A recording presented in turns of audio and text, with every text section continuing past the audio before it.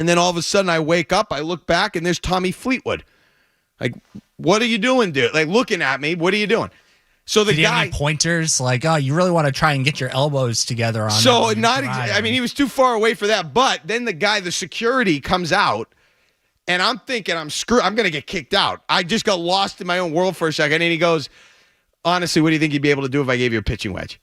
So I was like, that kind of set the tone for the day. I realized they are not as stuffy as I was thinking.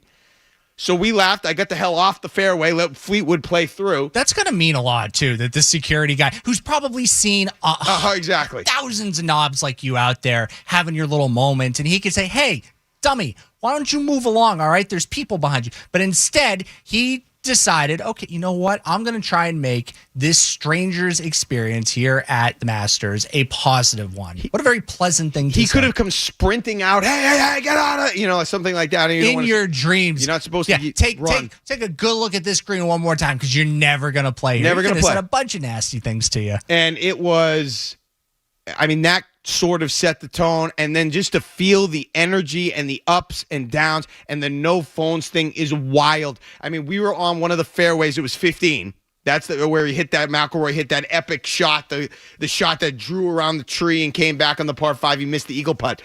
We were on 15, and literally nobody on that side of the fairway had a clue of what was happening. One guy tried to tell me that McAvoy was up 4 when he was actually tied at that moment, or down 1, or whatever it was. Nobody knew. But you can hear the reaction. You can hear, yes, the reaction. So something has happened, but you can't. That's kind of surreal. So out of everything you've just described, just having to walk around in 2025 with not only no cell phone, but nobody around you has a cell phone. At 16, it's like a time machine. So he birdied 15. So I think he was back in the lead because he birdied 15. He missed the eagle putt. He birdied 15, got back in the lead. Then on 16. And if you haven't seen 16, if you can't tell, it's like a stadium. Think of a minor league baseball stadium. That's the size of the crowd at 16 alone. And I know it was McAvoy, so there might have been a few more people there than normal or whatever. When they posted to the scoreboard, because remember, nobody knows what's happening. When they put up on the scoreboard that Justin Rose birdied 18 and was now tied with McAvoy, the gasp, the audible, powerful gasp of 10,000 people staring at that board, I'll never forget the sound. And it was just like a reverse roar. And you knew we didn't know what happened, but we knew it wasn't good. So we know that happens. So then we race, so he doesn't birdie that hole, he pars it, they stay tied. Then on 17, we get into a vantage point on one of the, the grandstands where you can't see the tee box, but we can see the fairway. So we don't know who's shooting or when they've shot. We missed both tee shots, and then we're there front and center for McIlroy's approach on 17 when he put it to 2 feet and ended up birdieing. And then you know what happened after that. He made the bogey. They go to the playoff, and we were at 18 for the playoff when he won it. And it was just, The long journey is over. McAvoy has his masterpiece.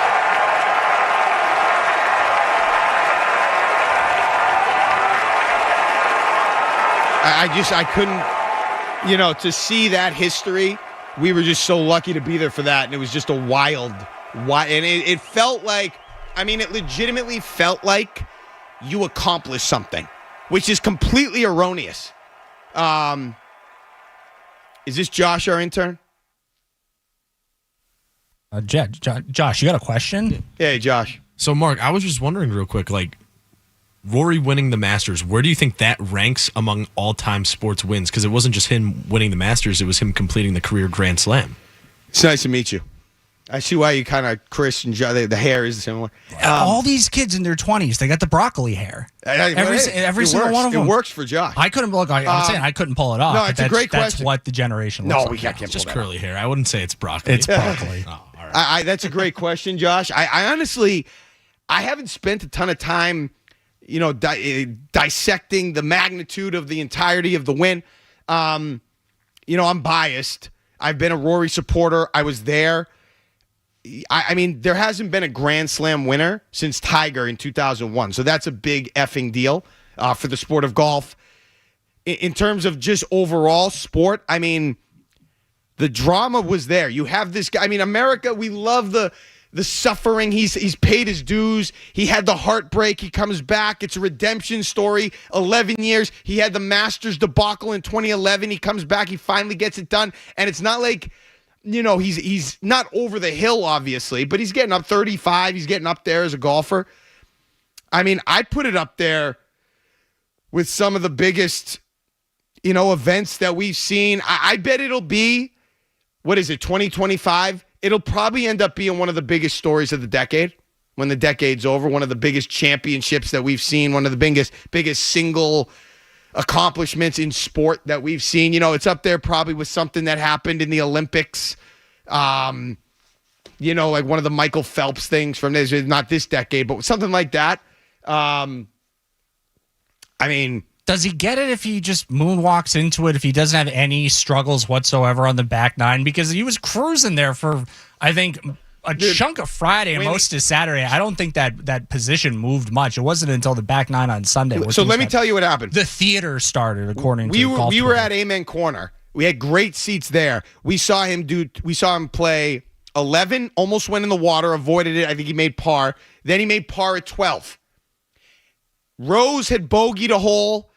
Rose was great through Amen Corner, but then he bogeyed a hole. DeChambeau had fallen off. We left after Rory played 12 to go to 18 for the coronation. It was going to be a coronation. As soon as we got there, we put our seats down. We got great seats. We went to the bathroom. I'm in line to take a whiz, and somebody goes, he just double bogeyed 13. And I literally got in the guy's face. I got into the face of the patron. And I was like, he did not bogey 13. 13's a par 5. Or double bogey. It's a par 5. There's no way. Then this guy, a volunteer, had it on his radio. He heard it, and he confirmed it. So I pull the guy I'm with out of the bathroom. I'm yelling at him, we got to go. We go back onto the course, and sure enough, yes, he double bogeyed 13. Rose then birdied the next hole he was on, and it was a tournament again. But we didn't know that because we didn't have any access to the score. We're just hearing it by word of mouth. So, yeah. And I totally disagree. I heard Felger and Maz's commentary earlier in the week. Was it a clean, well-executed, well-oiled, route to victory? No, it was not. No. But to say that he didn't execute some mental fortitude on his way to winning is just ridiculous. And no, he did try to choke it away. 13 was a disastrous shot. But the way he was able to rally and hit that shot on 18, that was on a picture perfect line that got to the exact same spot to hit the slope to get to within 2 feet. That's executing under pressure. I don't care what you did the hole before.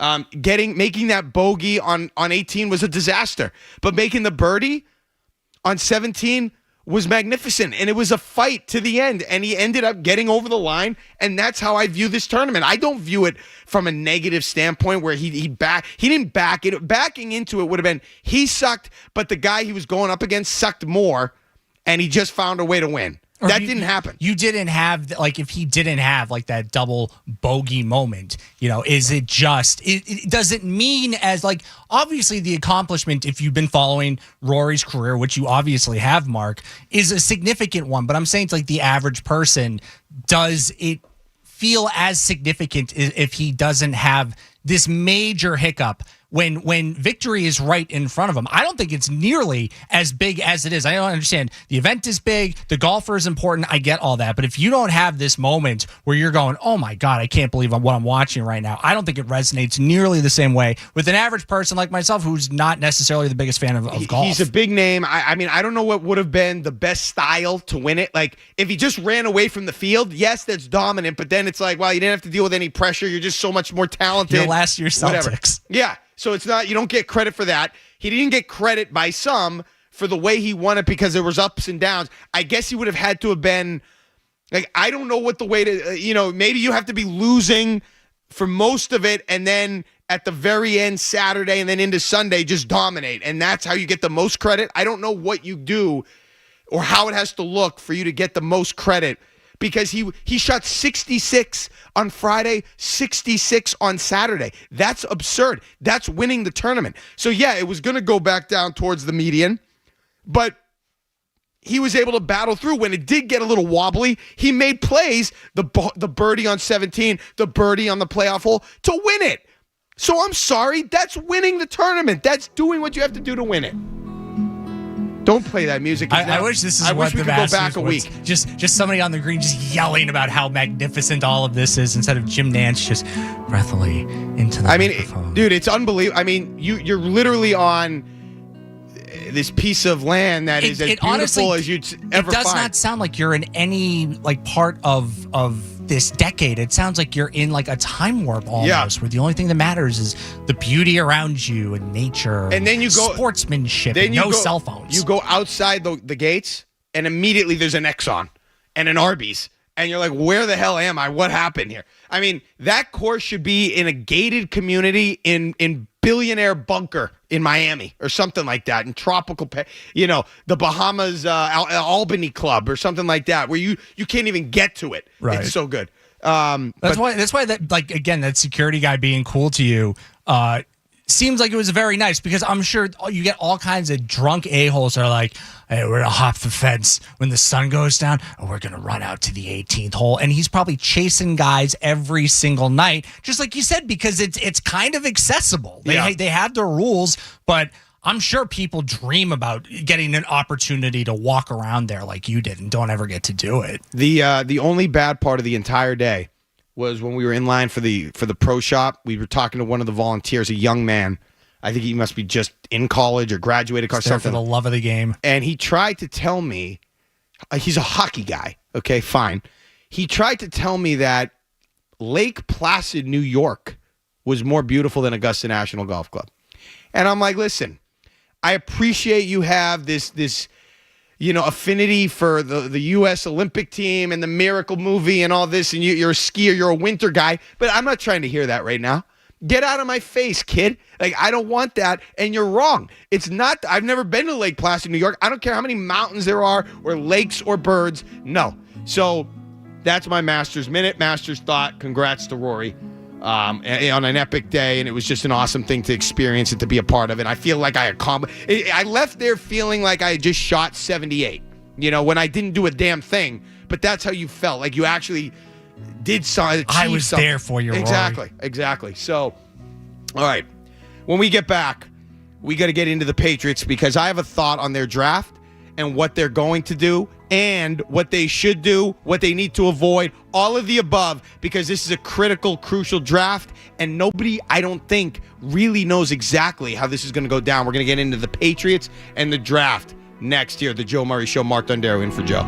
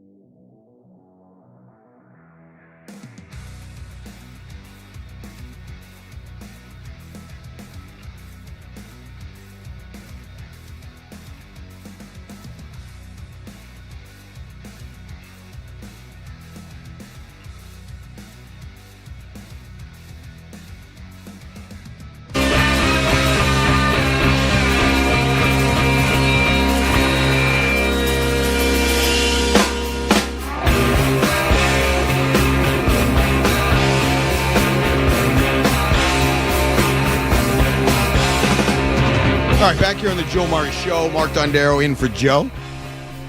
617-779-0985. Trying to stay calm here. My voice at risk based on the weekend and the yelling.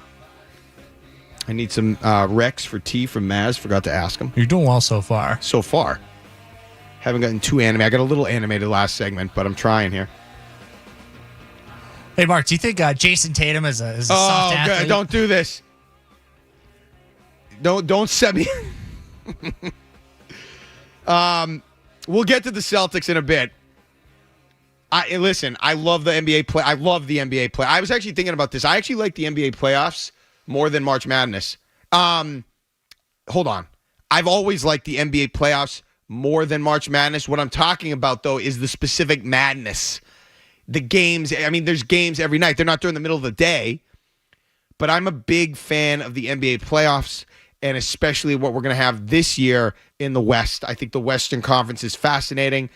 The East doesn't suck. I just don't think it's quite as captivating in terms of the specific matchups. But we'll get to that. What I want to talk about first, though, is the NFL draft and the New England Patriots. The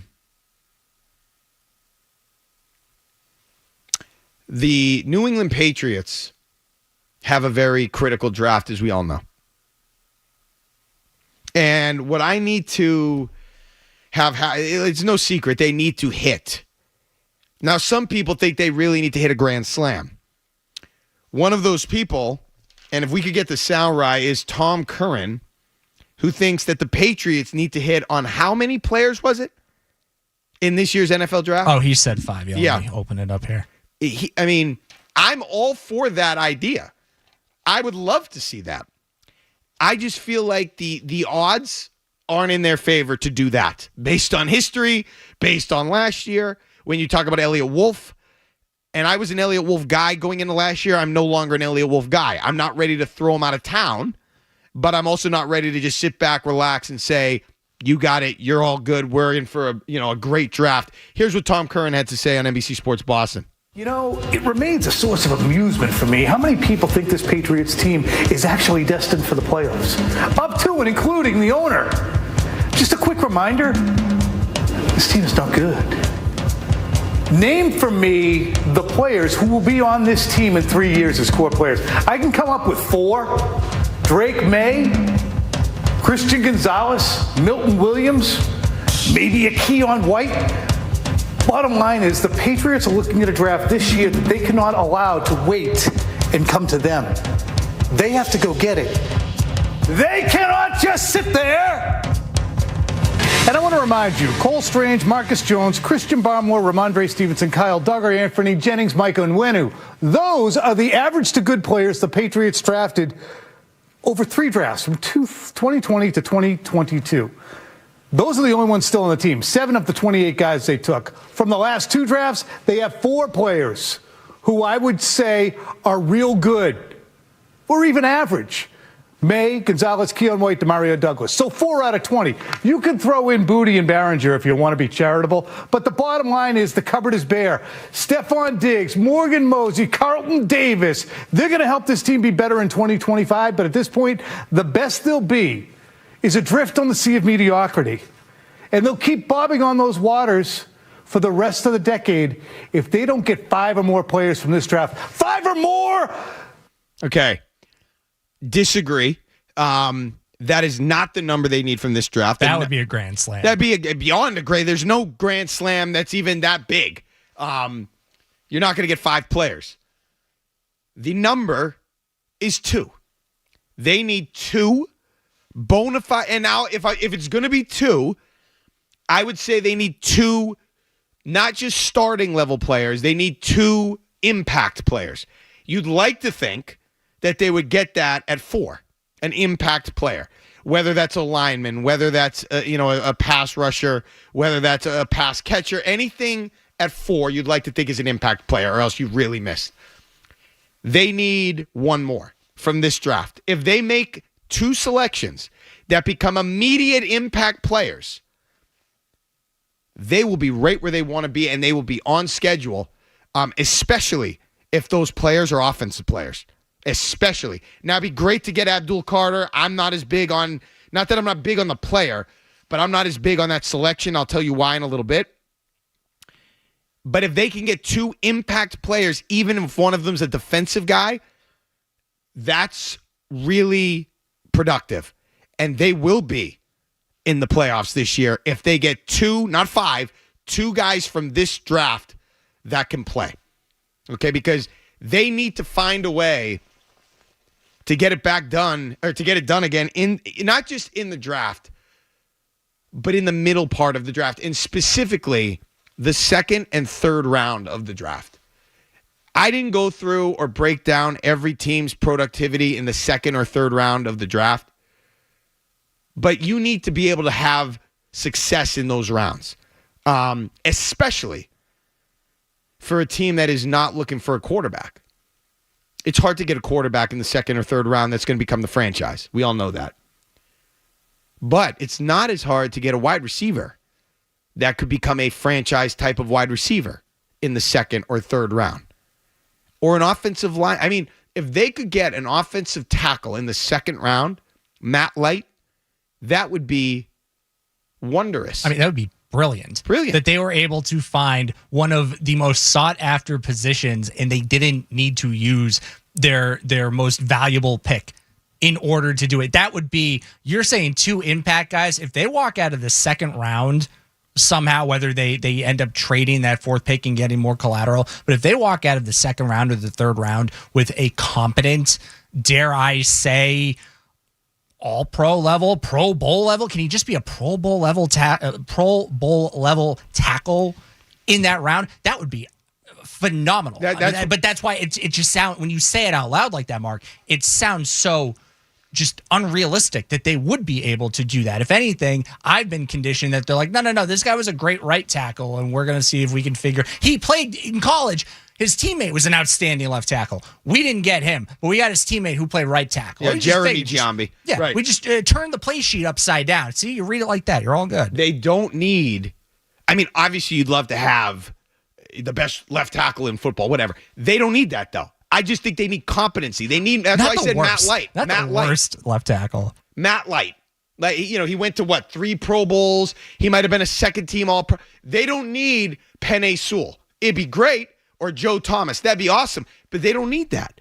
Just give me a serviceable, above average left tackle that can play respectable football and protect the blind side of your franchise quarterback. That's it. And you can get that in the 2nd round, especially if you're high in the 2nd round. Now, I don't know exactly what might or might not be there. And I'll go through what my ideal Patriots draft will look like later. But you need to find a way to get 2 guys from this draft that are immediate impact players. 2, not 1. You already have the quarterback. You expect him to obviously be an impact player. You need 2. 5 or more? No, you don't need that many. You did it with some of your free agent signings. I mean, I'm going to just say it. They were as good as you could be, I think, in free agency. They brought in Diggs. They brought in Milton Williams. They brought in some other pieces that are going to help this team. It has to come from the draft. Not just for the on-field product, but just to show the organization, hey, we can actually build the team through the draft again, which they've had trouble doing. Obviously, Tom Brady here helped, conceal a lot of the warts and the missteps and all the things that happened or didn't happen with the draft. That's gone now. And I don't know where Drake May is going to end up in terms of the level of quarterback play we're going to see from him. You have to hit on the draft picks. You have to hit on the mid-round picks and do what some of these other teams have done to get them to at least bona fide contender status. That's what you have to do. When we get back, okay, we're going to get headlines. When we get back, I'm going to tell you why Abdul Carter is not the route you want to take. That is not the route you want to take if you're the Patriots. Even if he's there, even if he is a special talent, I don't think that's the way they should build their team, and I'll tell you why next. 617-779-0985. This is the Joe Murray Show.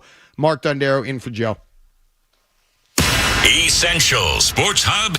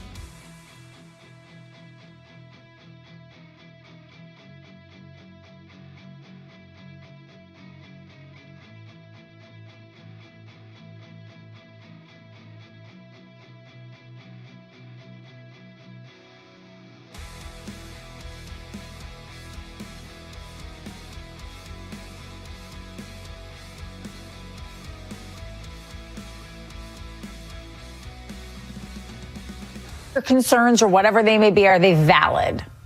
They're valid. I do not think they're enough to pass on a talent like this whatsoever. I think you'd be idiotic because of what that position is. You need, in all likelihood, at some point, they're going to need a great player at that position. It's a premium position. Most great defenses have guys like that. And the reality is exactly what Phil said, which a lot of those guys are different. Myles Garrett is a very different guy.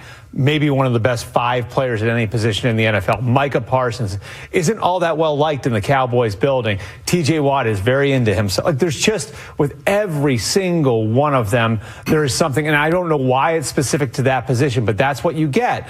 And so I think it's something eventually you're going to have to deal with. Do you want to deal with it in the first year under Mike Vrabel? Ideally, no.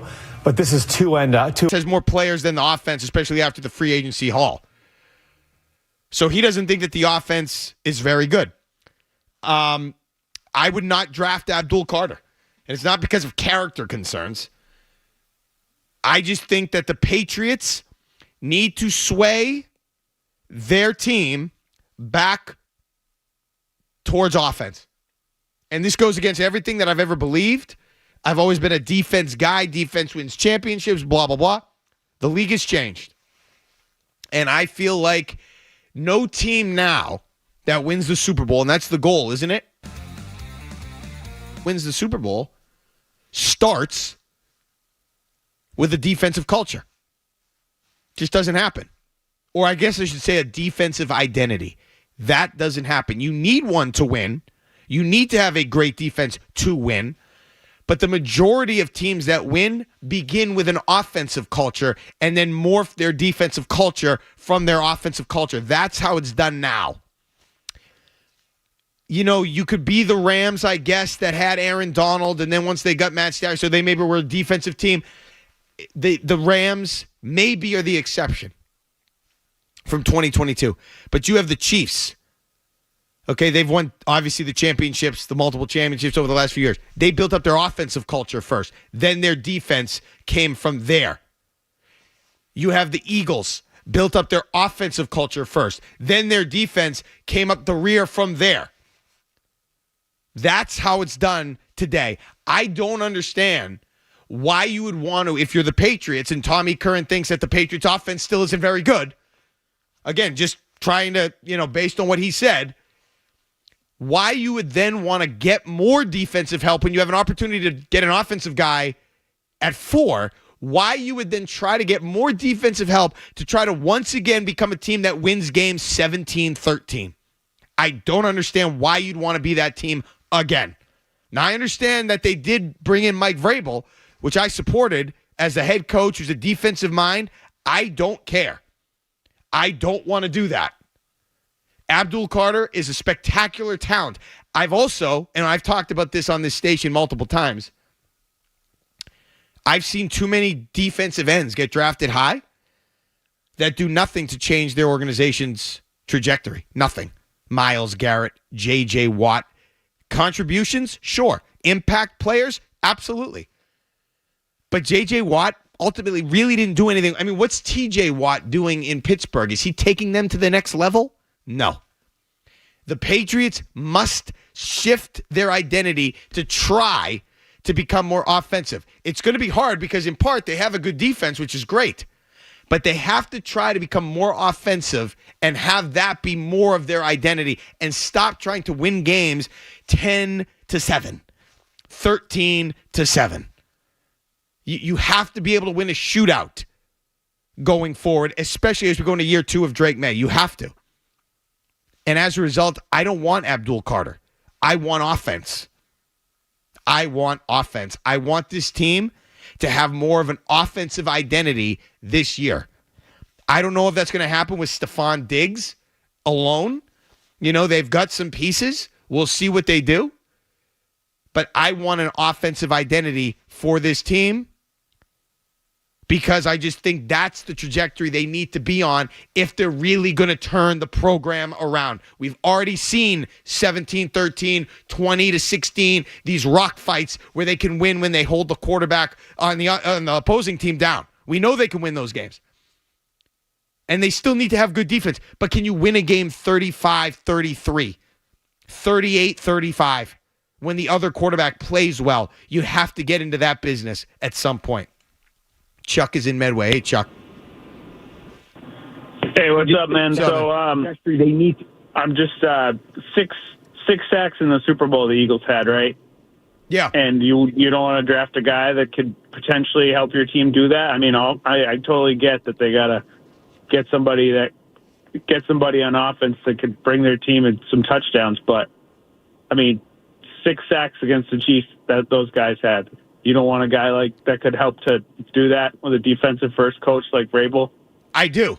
But I don't think that this is going to be the guy that gets them there. I think this is going to be Saquon Barkley. I mean, you could say the same thing. You don't want Saquon Barkley? Look at the year he had. Well, the Giants had Saquon Barkley. Did he perform anywhere near the level that he did with the Eagles? No, because the team wasn't ready for that. I don't think the Patriots, it'd be great to have that guy. You need that guy to win the Super Bowl. I just don't think those are the steps. You're going out of order. I think if you get that guy now, you're going to have a great pass rusher, but you don't have the other ingredients that are going to get you there. Credit to the Eagles. They were still able to get those types of players while having an offense that was at an elite level. They were in the Super Bowl, 2 years ago, 3 years ago, when they lost? They still were able to get those guys from Georgia that made up their defensive line that had the 6 sacks in the Super Bowl. And Milton Williams and players like that. I think you need to go to you have to go another direction to get to that point because you need those guys to win. You do. I'm not disputing that. You need the Chris Jones. You need the Aaron Donald. The giant, defensive linemen win championships. But if you get them at the wrong time, I just think you end up in mediocrity again, and then you end up with a defensive culture that you can't overcome. So you'll end up good, not great, and not a contender for the actual Super Bowl because your young rookie quarterback won't have the support. I mean, you saw what this team was like when they have like a high-end pass rusher. Like Matthew Judon was probably your best player going into the 2024 season. He had a great year with them. And you saw what you can do when you have a player like that. Like, it is almost a luxury. I understand the importance of having these like game wreckers, these demolishers on the other end of the ball, but when your offense is 30th, 31st, 32nd, a guy like Matthew Judon, ultimately, no matter how well he is playing, ultimately, I don't think it's going to do anything to help push your team into the win column. Like, it's a luxury almost to have a guy like that. And I think there was a lot of stuff going on with Judon specifically, but I think holding on to him last year wouldn't have really helped in any way big picture this team going forward, if that makes sense. I get what the caller's saying. I absolutely hear what Chuck is saying. Yes. But it's like, you want to put that offensive line, the monsters, every single one of them down line, monsters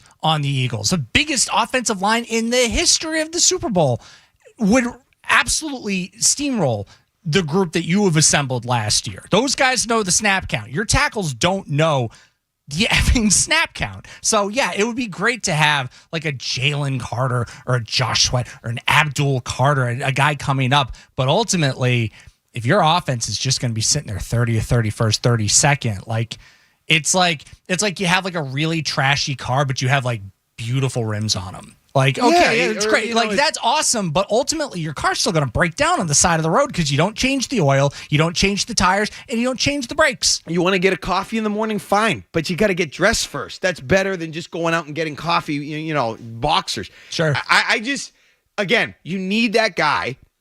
But I'd be concerned that then they just become what they've been. The team that has all this defensive, firepower, but nothing offensively because they're not able to get the weapons that are going to get Drake May to the next level. Forget about the fact that you're still trying to develop him. Forget about the fact you're still trying to figure out exactly what he is.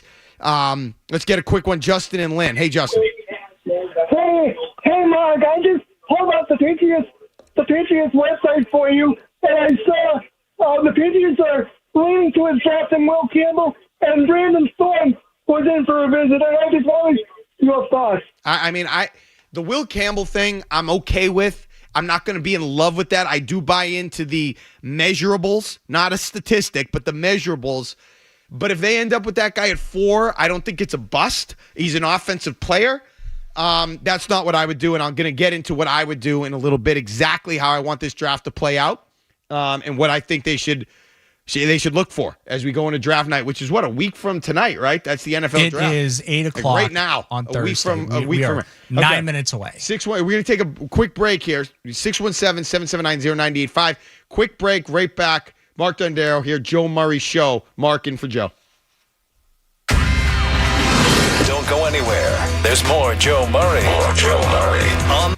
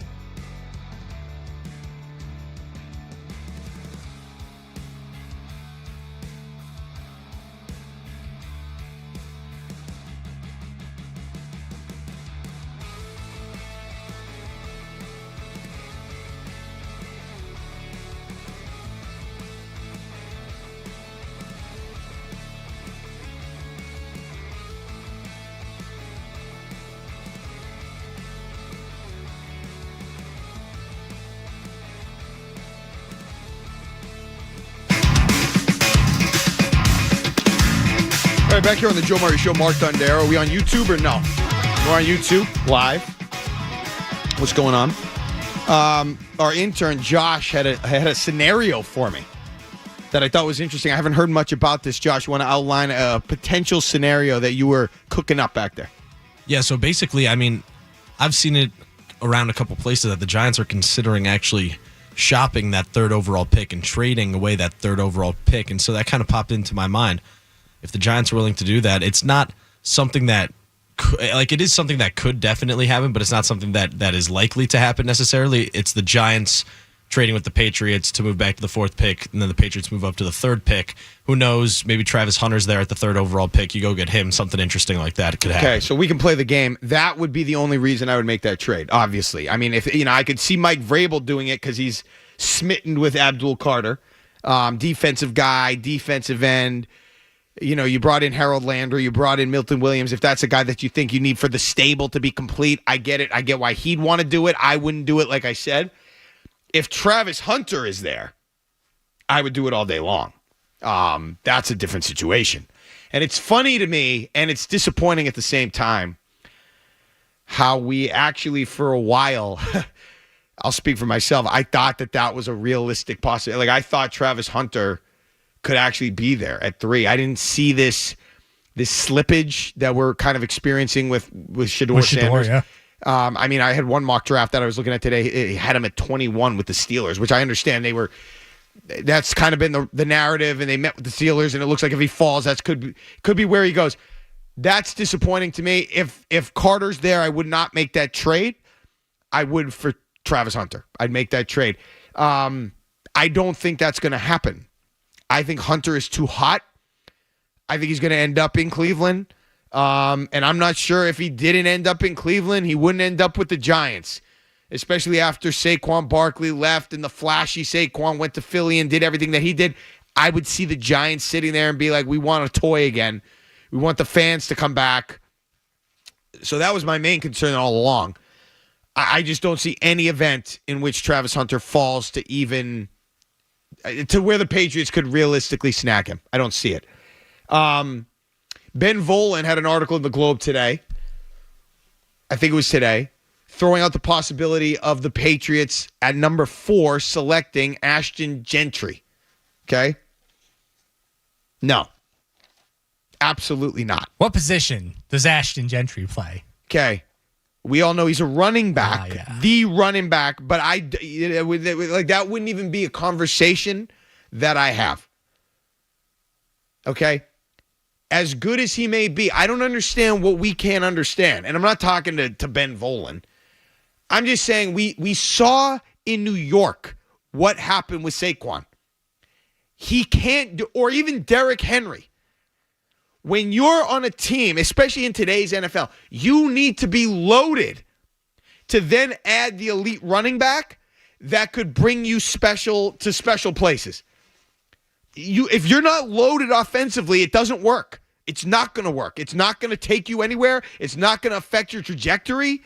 You won't feel that impact unless you're loaded. Eagles, Lamar Jackson, and the Ravens. That's why Henry was so good for them, and they didn't even make the Super Bowl. When you needed him in Buffalo, of all places, not the best run defense, he wasn't even available. I mean, he was available. He didn't do much. It didn't even work out for them because they're not quite as dynamic as Philly was. Think about McCaffrey going to the San Francisco 49ers, them making that trade. That's another one right there. Because they were loaded. They were loaded. That's why it worked. When he was in Carolina, he didn't take them to the Super Bowl because of his dynamic talent. They were loaded, that's a good point, in San Francisco. That's why it worked so famously. Now, they're not as loaded. Deebo Samuel's not what he once was, and now he's not even on the team. So that didn't help, and obviously McCaffrey was hurt last year. I'm just saying, if you're loaded, you can do that. Do you remember what the reaction was when the Detroit Lions drafted Jahmyr Gibbs at 12? It was like, what are they doing? Why would they possibly, they have these issues. Why would they go?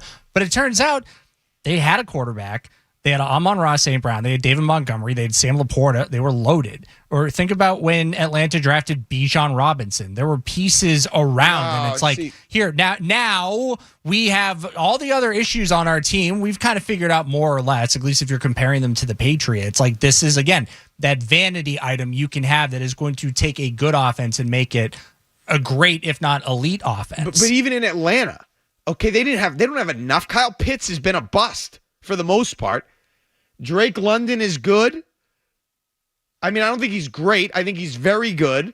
They've got some other pieces. They figured out Jonnu Smith, which this team absolutely could not do. And listen, they've got other pieces, and obviously the quarterback situation is bad. I'm not a Kirk Cousins guy. I like Penix. I don't know what he is yet. But that wasn't enough just because they have Bijan Robinson. It wasn't enough. They didn't move the needle at all or enough. I just wouldn't touch it. As much as I want offensive, I would not touch running back. Offense means a pass catcher or a lineman. I would not touch running back at 4. You could get an impact running back in any round of the draft, literally. And if you're, special and you're on the precipice, then you can go get that running back later.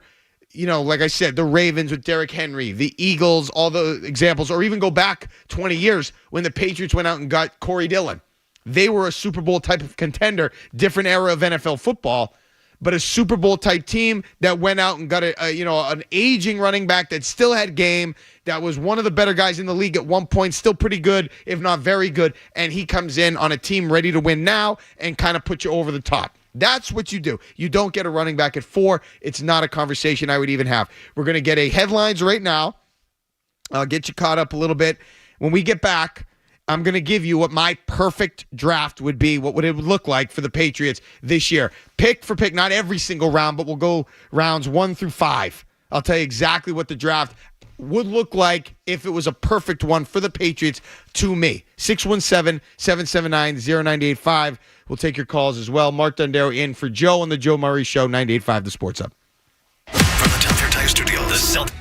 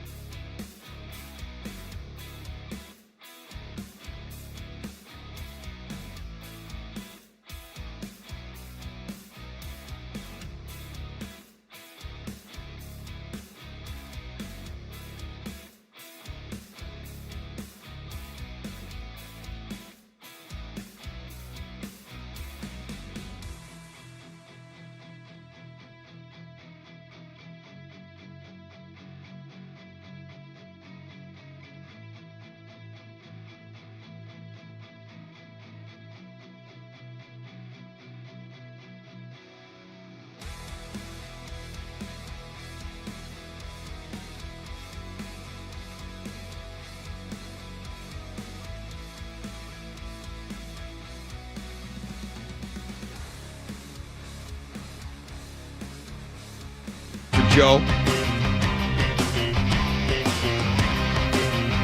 617-779-0985 is the phone number if you want to dial us up. The Patriots have a very important draft. We heard earlier in the show Tom Curran talking on NBC Sports Boston. They need to hit on 5 guys. I don't agree with that. I think they need 2. They need 2 impact players, not just a guy that's an NFL player. 5 or that's more. not going to be terrible. Yeah, they need just 2. I think it's 2 because I have respect for their roster as it currently stands. I don't think they need 5. It'd be great if they could get 5. I don't think they need 5. What I do think is they need to go offense. Okay? And this is how the perfect Patriots draft would look to me. And there's obviously multiple variations of this, but this is what I would try to do. Okay? If you can, now if I have to take them at 4, I'd do it. Do you understand me? I would do it. But if I can trade down, and for the sake of playing the game, I will trade down. I'm going to trade down, and then I'm going to go to 9. I think Phil Perry had this on NBC Sports Boston. I'm going to kind of go with Phil. I would trade down to 9, and I would draft at 9 via the Saints, New Orleans Saints pick. I would draft Tyler Warren out of Penn State, tight end, pass catcher, playmaker. That's my first round pick. Tyler Warren at Penn State. And if I have to take him at 4, if my intel tells me he won't be there later in the top 10, I'd do it. I would take him at 4. I think he's that good, that dynamic, and fills a need while being a playmaker and a guy that you're drafting for talent and best overall and all those things. I would draft Tyler Warren. But for the sake of the exercise, I traded down and was able to get him at 9. Okay? Then what would happen is I would get, as Phil outlined, you would get the 9th pick in the trade and the 40th pick, which is a second-round selection by the Saints. Okay? I would then trade the 40th pick and the Patriots' second-round pick to get back into the first round late, and I would draft Kelvin Banks. That's what I would try to do. I'd try to get Banks late in the first round. I would do 2 first-round picks this year on offense, just like Bill Belichick did some 13 years ago when he drafted Chandler Jones and Dante Hightower, both in the first round, which completely changed their defense, which set the table and the foundation for the defense that then won 3 championships in the second part of that dynasty. I would try to do that on offense right now. Banks. So I have Banks late first round. I have Tyler Warren with their number 1 overall. They're not number 1 pick in the draft this year. Okay. So now I don't have a pick until the 3rd round. What I would do in the 3rd round, I go back to the offensive line. Right down the road, Ozzie Trapillo. Is that how you say his name? That's my 3rd round selection. Another offensive lineman right out of BC. I'm trying to load up on the offensive line with 2 consecutive picks on the line. I have another 3rd round pick from, I think it was the Judon trade. Okay. A little later in the 3rd. And I'm going to try to take Jack Sawyer out of Ohio State. Winner, played a lot of football in college, made big plays in the biggest games. You have a good defense. You don't need to invest prime capital on defense, in my opinion. But I would draft a guy that could learn from some of the studs that you have and come in there and be a workhorse and add to the depth of your defensive line. I would try to take Jack Sawyer later in the 3rd round. If I could, as we went into the 4th round, I would look back on the offense and I would look towards running back. If I could get Cam Scatterbo, I would, out of Arizona State. I'd do it. I think he could be a Danny Woodhead on steroids type of guy. You know, he catches, he does everything. He's a tough tackle, tough guy, tough dude, winner. I'd do it in the 4th round. If he's gone, I'd look for Ollie Gordon out of Oklahoma State. I liked him in a 4th round situation. I think it's worth a risk. Didn't play big in some of their bigger games, but I still like the talent. I would try him in the 4th round. And then in the 5th round, if he was still there, I'd grab Oregon wide receiver Tez Johnson. That's what I would do. So, Mark, I was just wondering real quick. Why not Travion Henderson from Ohio State? You mentioned Ollie Gordon, you mentioned Cam Scatterbo. I think Henderson could be a really good fit here, especially he has ties to Vrabel already. So I was just wondering what your thoughts were on that. I liked him. I don't know where he's slated to go. Do you know where they calling? 3rd round. 3rd round. I mean, I like his game. The only thing, I don't know if I'd want to take a running back that high.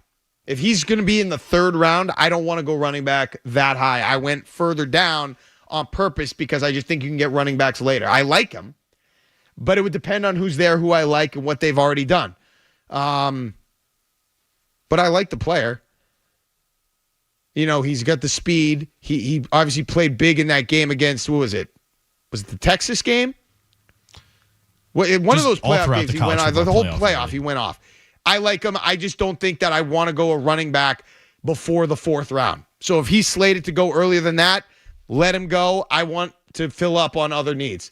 I mean, we all forgot about, we didn't forget, but Ramondre Stevenson, you know, at one point he was considered one of the top 10 running back in the league.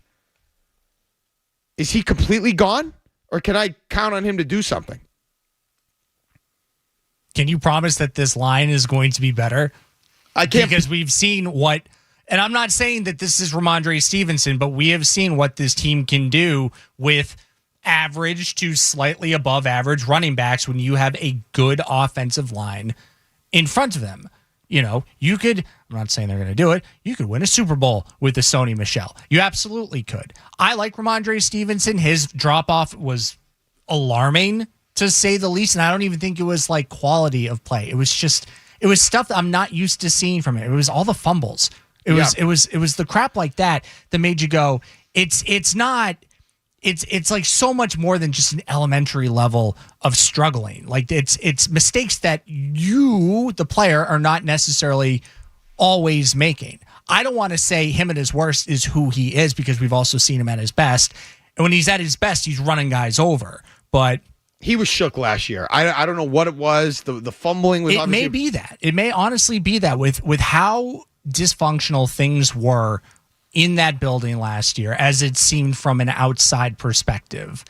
Maybe it just did become too much to take by week 12, week 13, week 14. It's possible. It's absolutely possible. I don't hate their running back situation as of right now. And the other thing I would say, I know this is a risk.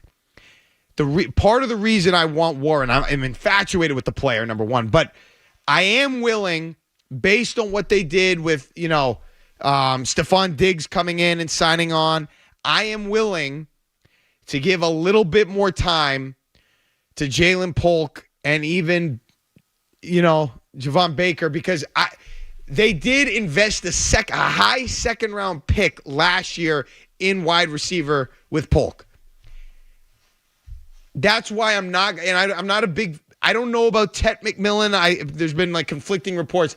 I want to see if they can get one more year where he can maybe morph into something productive. Everything says and screams that is not going to happen. But I will give him one more opportunity to try to do that based on the capital that you invested last year and based on who's on the roster right now with Bourne, with Diggs, with Douglas, with Henry. If you can, especially if you add a guy like Warren, there are pass catchers on the roster.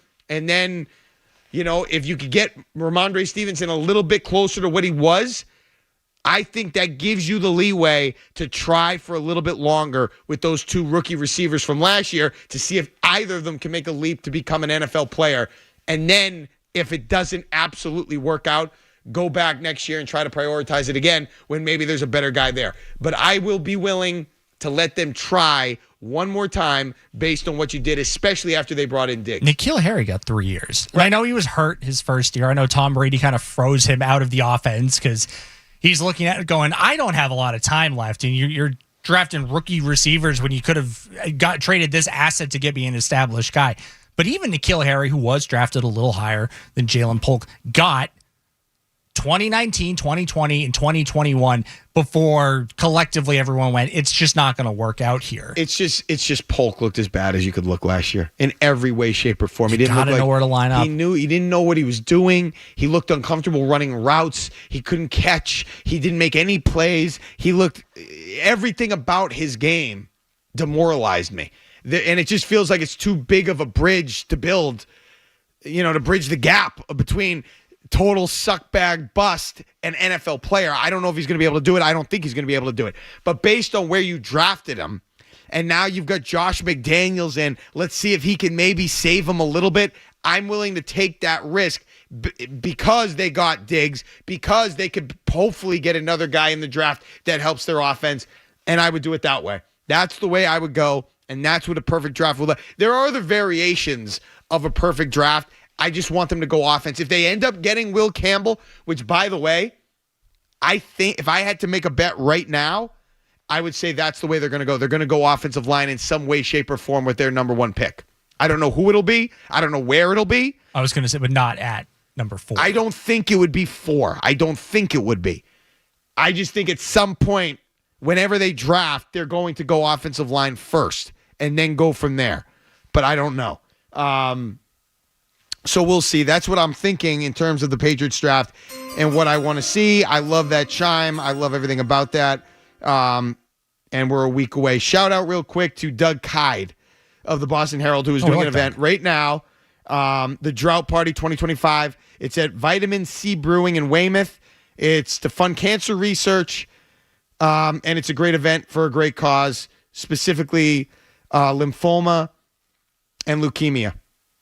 Doug Kyde, if you're in that area, if you're able to swing by, make a donation, please think about that. A lot of people there. Pop Douglas just stopped by. So a great event going on in Weymouth. When we get back, we'll talk a little bit about the Red Sox and what's going on at Fenway Park and what they've done to start the season and some of the issues that I have with their trajectory early in 2025. Mark Dondero in for Joe Murray on the Joe Murray Show.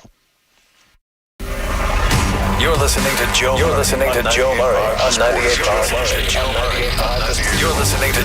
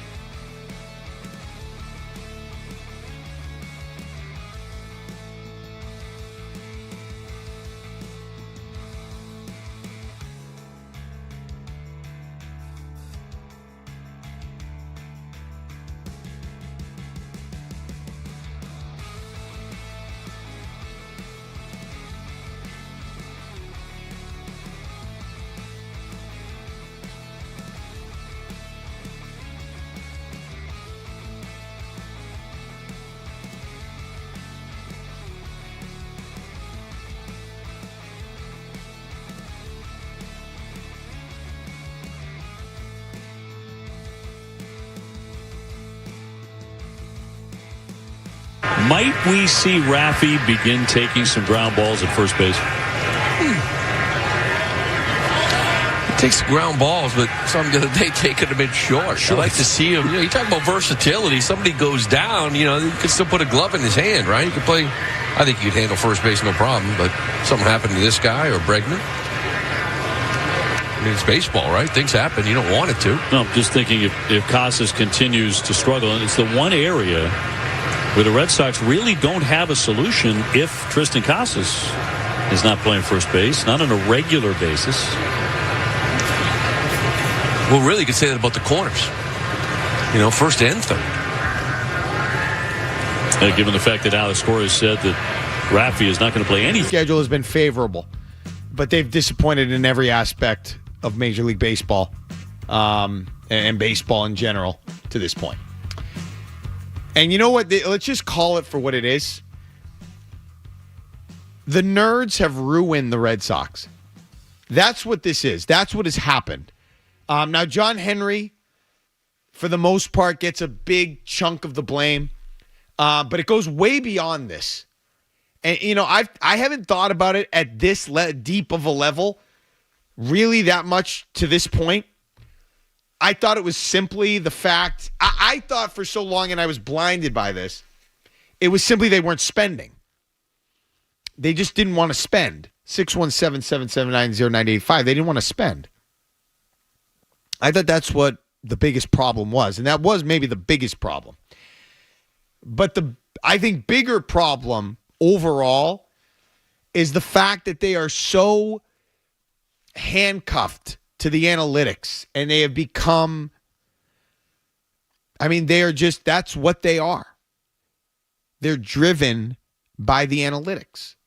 And I think that has absolutely ruined the Boston Red Sox. So what I'm saying is just because they're spending now or they're appearing to spend more now, it's not like they're spending, it's 2004, Dave Dombrowski. The fact that they now are spending a little bit more and they sort of got off the schneid and everybody was sort of more satisfied, it doesn't really matter because they're still so infatuated with the analytics, they missed the mark so many other places. That's just the way it is. The nerds have taken over baseball. I think they like to be called Driveline. I think that's whatever they like to go by. These scientists. I don't care what they are. The torpedo bat people. Look, and this isn't. I'm not complaining at all. I'm just stating the facts. I'm not on the baseball show ever. They haven't asked you to come in and. Does anyone at the station have more baseball experience as a player than I do?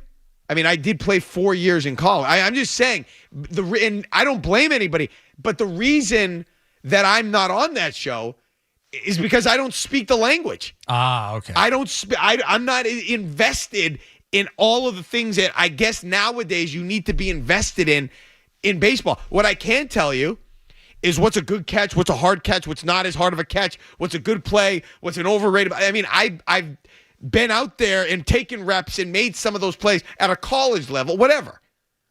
But the game's different now. You need to be able to speak a certain language to talk baseball. And I don't speak that language. I heard Felger Maz earlier trying to get through. It's stuff if you ever go on Baseball Savant, I like to peruse Baseball Savant from time to time just to, if like a pitcher is throwing, I don't know a lot about this pitcher. I'm like, well, where does he rank among his contemporaries? Yeah. But there's a lot of like stats and like 4-letter stats that I don't really understand. And listening to Felger and Maz try to get through like what is weighted batting average, what is like expected launch angle, like I think that's the kind of stuff that you look at, Mark, and go like, this doesn't help me become a better baseball player. At least college, back in the day when you were hitting the ball off the cover off the ball. I never played in the major leagues. I'm not trying to inject I'm just saying I played at a high enough level to know a little bit about the game and the intricacies of what goes into players and winning and doing that. And all I do know, there is a place for analytics. There absolutely is. But I think the sweet spot of what the Red Sox were trying to do occurred 20 years ago when they married the analytics to a 25% clip or 15% clip to whatever else they were doing in terms of spending and going after stars. What has happened is, I think, these, whatever they call themselves, driveline geeks, they have infested Major League Baseball and the Red Sox, and they've taken over. Why? Because they want to be in the game. I get it. They want to be in the game. Why wouldn't you? It's cool. You get well paid. You're in baseball. But they don't. I mean, they have. So then one guy from Yale gets a job. He hires other guys from Yale. He hires other guys from the Ivy Leagues. They all invest. They infest organization after organization, and then before you know it, the entire league is taken over by these guys. There is a place for analytics. It can't run your organization. Why are the Red Sox struggling? I don't know. Can anyone tell me about their team makeup? Do they have any camaraderie, any chemistry? Do those things matter? Do they have mental toughness? Where is the analytic for mental toughness? For a guy that can let a bad day roll off his back and then come back the next day and be just fine. Tristan Casas. It's not EV. That stands for, I think, exit velocity. Yes, exit velocity. There's no stat for that. There's no stat for a guy that, I played with countless guys that had all kinds of stuff and talent and could do these things and exit velocity and spin rate or whatever the hell it is. But he was a mental midget. He couldn't, when the lights were on and it was a big game, he couldn't perform. Or when he got down, or if he had a bad at bat, he took it into the next at bat. Where's the analytics for that? There are guys that you don't want to play with because they're bitches. They're not mentally tough. They have a personality that's a turnoff. It's so nuts in the way that these teams are built now based on these numbers. I just feel like you have to have other metrics to building a baseball team. It cannot be all on the analytics. The analytics were perfect when you traded Nomar Garciaparra. That was perfect application of analytical data. Sure. You needed to know, okay, we've got a great team, we've got stars, we've got power, we've got impact guys, we got good starting pitching and arms. What are we missing? What's the thing that could get us over the top? We're not quite good enough defensively. So we're going to move this star based on the analytics, and we're going to get Orlando Cabrera, which on the surface looks a little weird. Nomar for Orlando Cabrera, but the analytics gave you an answer there. And it was the perfect application of analytics in that spot. Now, teams are completely run by analytics, and you cannot do that. But the intangible there in that example with Nomar is one of your star players that, grew up in this organization had become disgruntled. It had almost become untenable at that point to keep Nomar around, despite the shock that was felt when he was traded. Now you can look back and go, maybe that was the move that needed to happen in order to, break a curse, so to speak, and win your first World Series in 86 years. And I think to that point, it's not so much like, this guy next to me doesn't have the stuff between his head in order to go out there when it's important.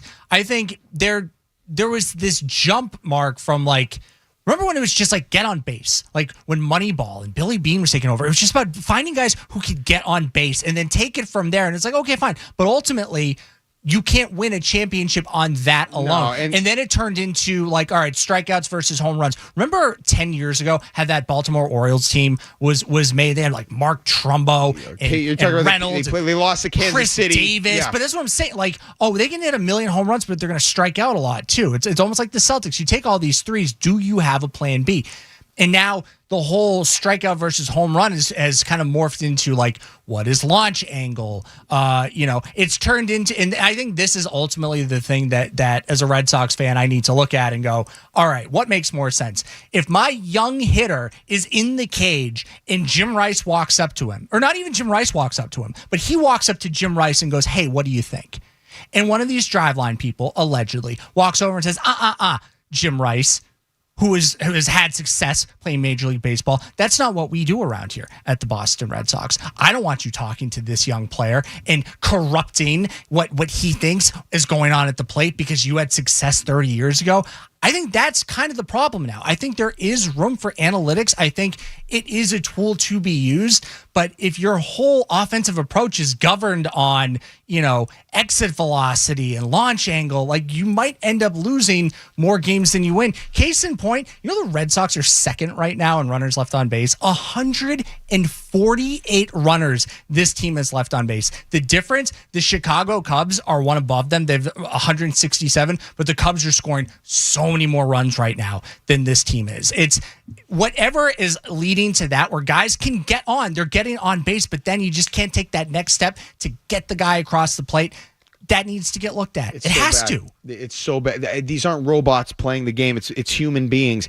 You have to be able to manage the elements, manage the situation, manage the different things that happen throughout the course of the game. If your team isn't hitting all game, okay, I don't care what the analytics say. If it is a game where you're not hitting, the bats are ice cold, the guy's shoving it up your tailpipe, maybe when you get a guy on first in the ninth, you bunt him over. I don't care what the analytics say. You have to do what you have to do to win, okay, because you have to adjust to that situation specifically. And you're not allowing them to do that. These managers don't do that. They go by what the sheet says. Go to the NFL. I'll never forget a few years, I think it was 2 years ago, or maybe it was, a couple of years ago when the Lions were playing at Dallas and they went for two, okay? And they didn't get it, or there was a penalty, a hold. Was it not the Dan Skipper, the ineligible lineman, not that? Might have been that one. Okay, they went for two, and it was a hold, and they had to go back 10 yards, and they still went for two because the sheet said that. You didn't come in. That was demoralizing to get the conversion. They didn't have to go for it. It wasn't a must-have 2 points. To go for two there when the team's demoralized because they didn't get it and now they have to try to do it again. You have to take into account the mentality of the humans trying to execute the play. Analytics doesn't do that. I couldn't be harder against it. I think it's messed up the Red Sox since they've adopted it full throttle. When you're the Oakland A's, fine. You don't have the money. So you got to find something, Billy Bean, Moneyball. Okay. The Red Sox can spend. They can rely on the talent of their high-priced Garrett Crochets, guys like that. You don't have to be a slave to the paper. And they continue to do it. And I think that's messed with their culture. I think that's messed with their identity. And I think that's ultimately why they're where they are. Well, I think it absolutely messes with how they are evaluating their young talent. I think, it remains to be seen. Jared Carrabis is really big on Roman Anthony joining this team as soon as possible.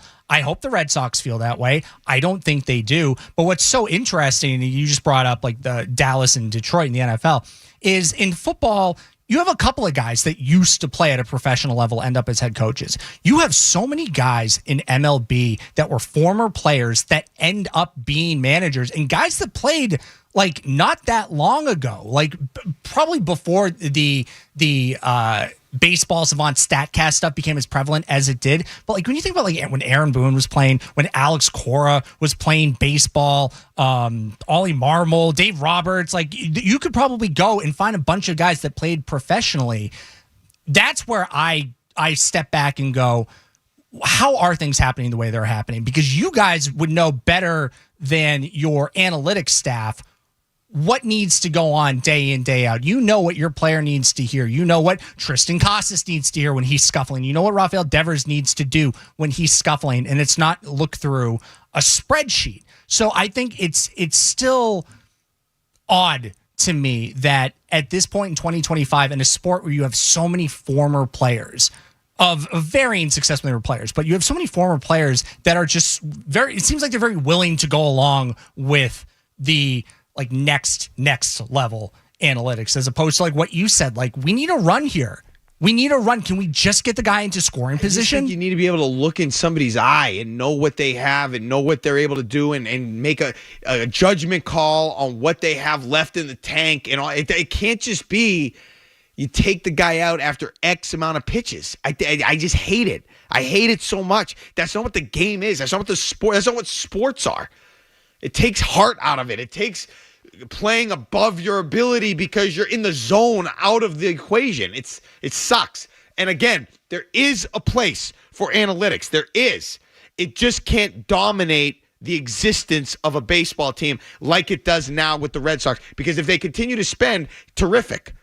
Okay? But it's always going to come back to the analytics and the numbers and the BS, and I just can't do it. And when we get back, we'll talk about Roman Anthony, and what he should be doing. It's ridiculous. I feel like that he's still down there.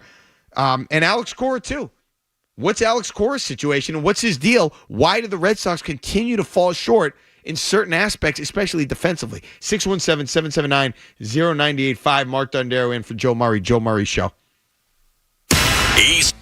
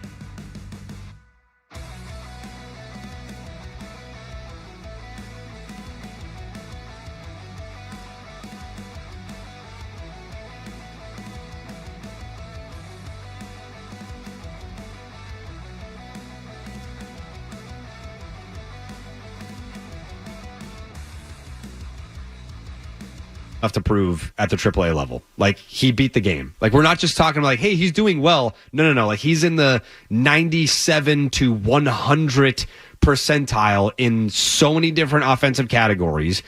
It's time to graduate. And I don't know if it's going to be this weekend. If it were me, like, get him up here. Because what I said to you, when people are freaking out about the Red Sox and the offense and, what does the team look like? What's the identity? What's wrong with the Red Sox? This is not the Red Sox yet. The real Red Sox, the real 2025 Boston Red Sox. Again, it's a reminder to everyone listening, it's mid-April. Roman Anthony is going to get called. We're not talking about an if or a maybe. It's a when and how soon. And it should be very soon in the case of Roman Anthony. All right, that was Jared Carrabis on the Baseball Hour yesterday, I think, with Tony Maz. That's great. I loved what he said. You know what this reminds me of? Do you remember with the marathon coming up, the movie Patriots Day? Sure, with Mark Wahlberg. Remember the scene where they're arguing? They're in the police headquarters about releasing the photos of the terrorists. That's what it feels like to me here with the Roman Anthony, at least, where everybody's sort of yelling at the guy, whoever it is that doesn't want to bring him up.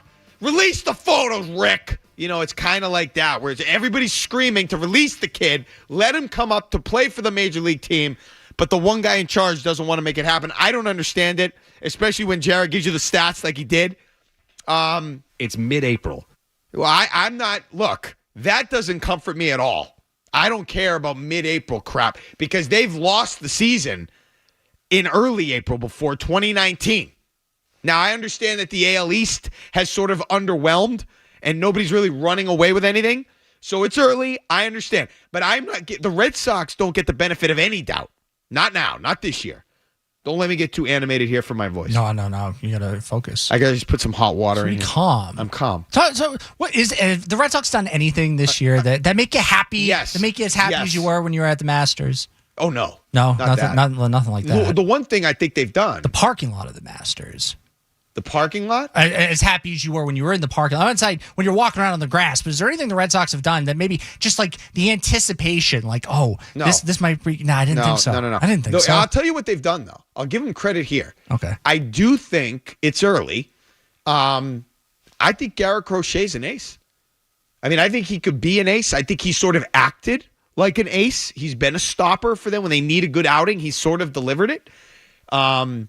It's early. You have something, I think it's a great point to kind of push out a little more. You have something right now that the rest of the AL East does not have, which is we've lost 4 in a row. I mean, we saw it with the Red Sox. They've lost 4 in a row. Going in, don't want to get swept by the White Sox. We have Garrett Crochet going. We can feel good about this. It's that Garrett Cole isn't going to be throwing anytime soon. Corbin Burns doesn't play for the Orioles anymore. The Blue Jays and even though the Blue Jays are having like a decent start of the year, Tampa doesn't have the horses that they normally have. Moving on from Tyler Glass now, like you do have this one thing that not only in the AL East but a lot of teams in the American League do not have right now, which is a guy that the fan of that team can feel good about every fifth day when Garrett Crochet is going out there throwing. Like, we have a great chance of winning today because of this guy. Roman Anthony is 20 years old, and I don't care. If he can play, if he is as advanced at the AAA level as Jared outlined, it's time.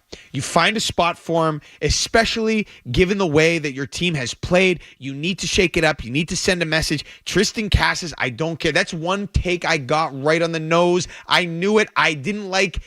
I was never. I mean, people had him on an untouchable list for. Absolutely not. I nailed that one. This is a guy. If you want to talk about the analytics, here you go.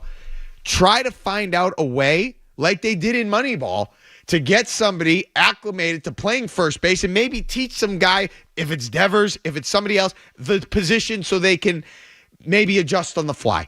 Because if they don't have somebody in the pipeline, have somebody figure out how to play the position, because you need to bring up this guy if he's playing as well as he's been playing in AAA. Get him up here. The Red Sox have been nothing for years now. You have to infuse them with as much talent and excitement and impact players as possible. And right now, they're not getting it done. Okay? And it's just a disgrace. Alex Cora right now should be on the hot seat.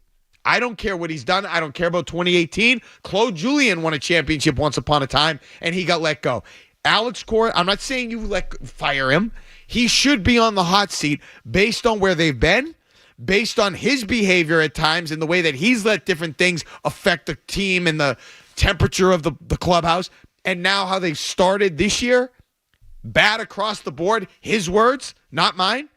Yeah, you put him on the hot seat, especially now that they've got some more talent and they've spent some more money. He needs to be on the high. He needs to be held accountable like the players. Get him up there. It hasn't been good enough. 617-779-0985. When we get back, we'll play a little Take Your Pick on the Joe Murray Show. Mark Dondero in for Joe. Don't go anywhere. There's more Joe Murray.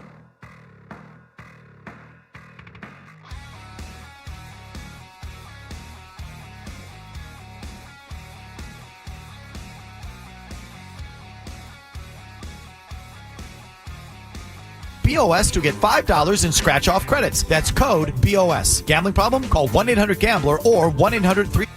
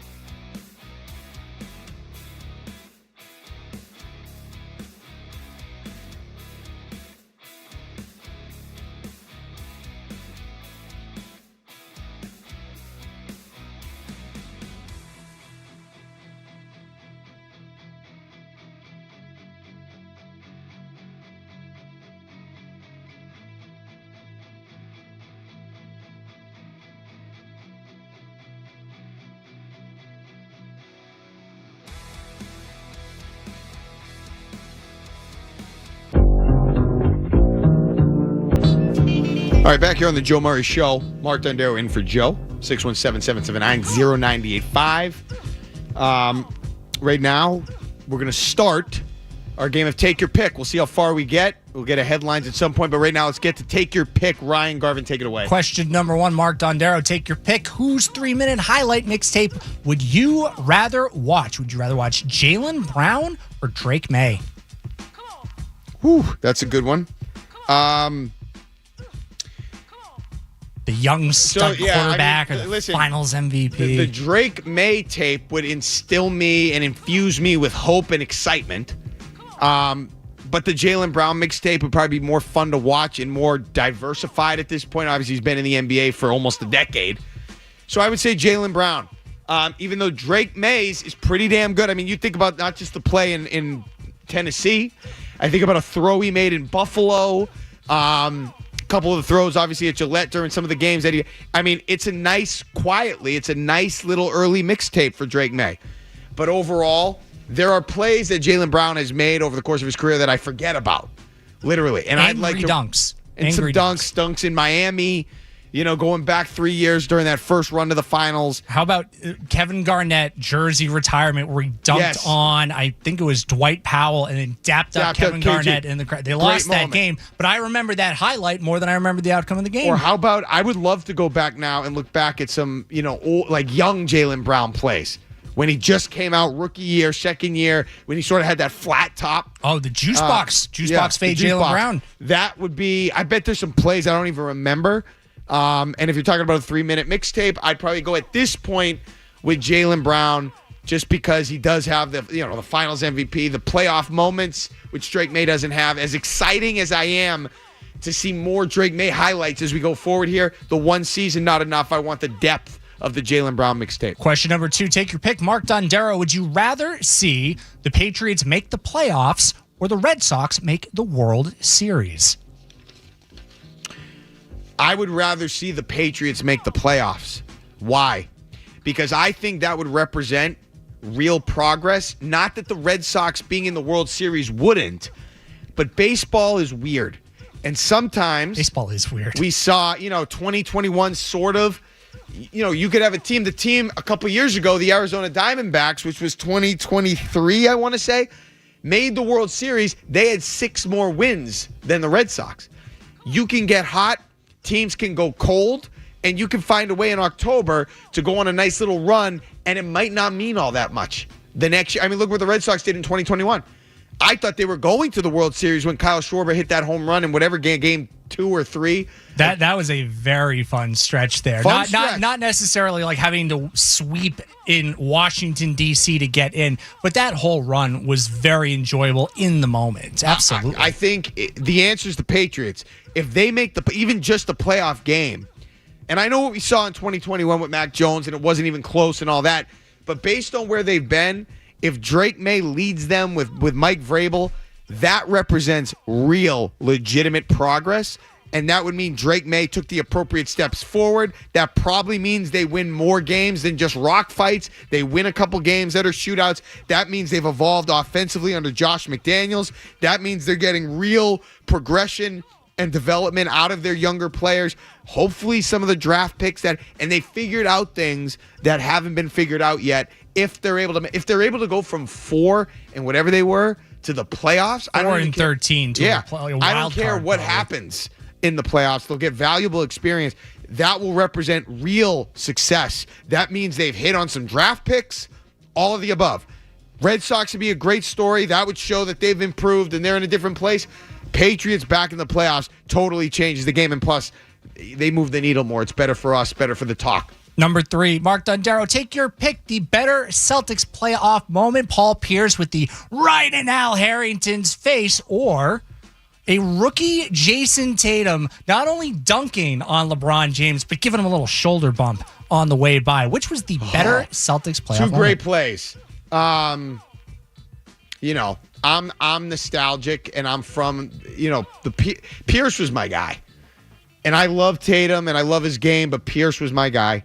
And that is the answer. Talking ish right in his face, the way the camera angle, the Mike Gorman call. At that time, you knew that team wasn't winning bleep, but You needed something. That back was a then. great series. You're still kind of reeling off of the Rick Pitino years. It was a really fun.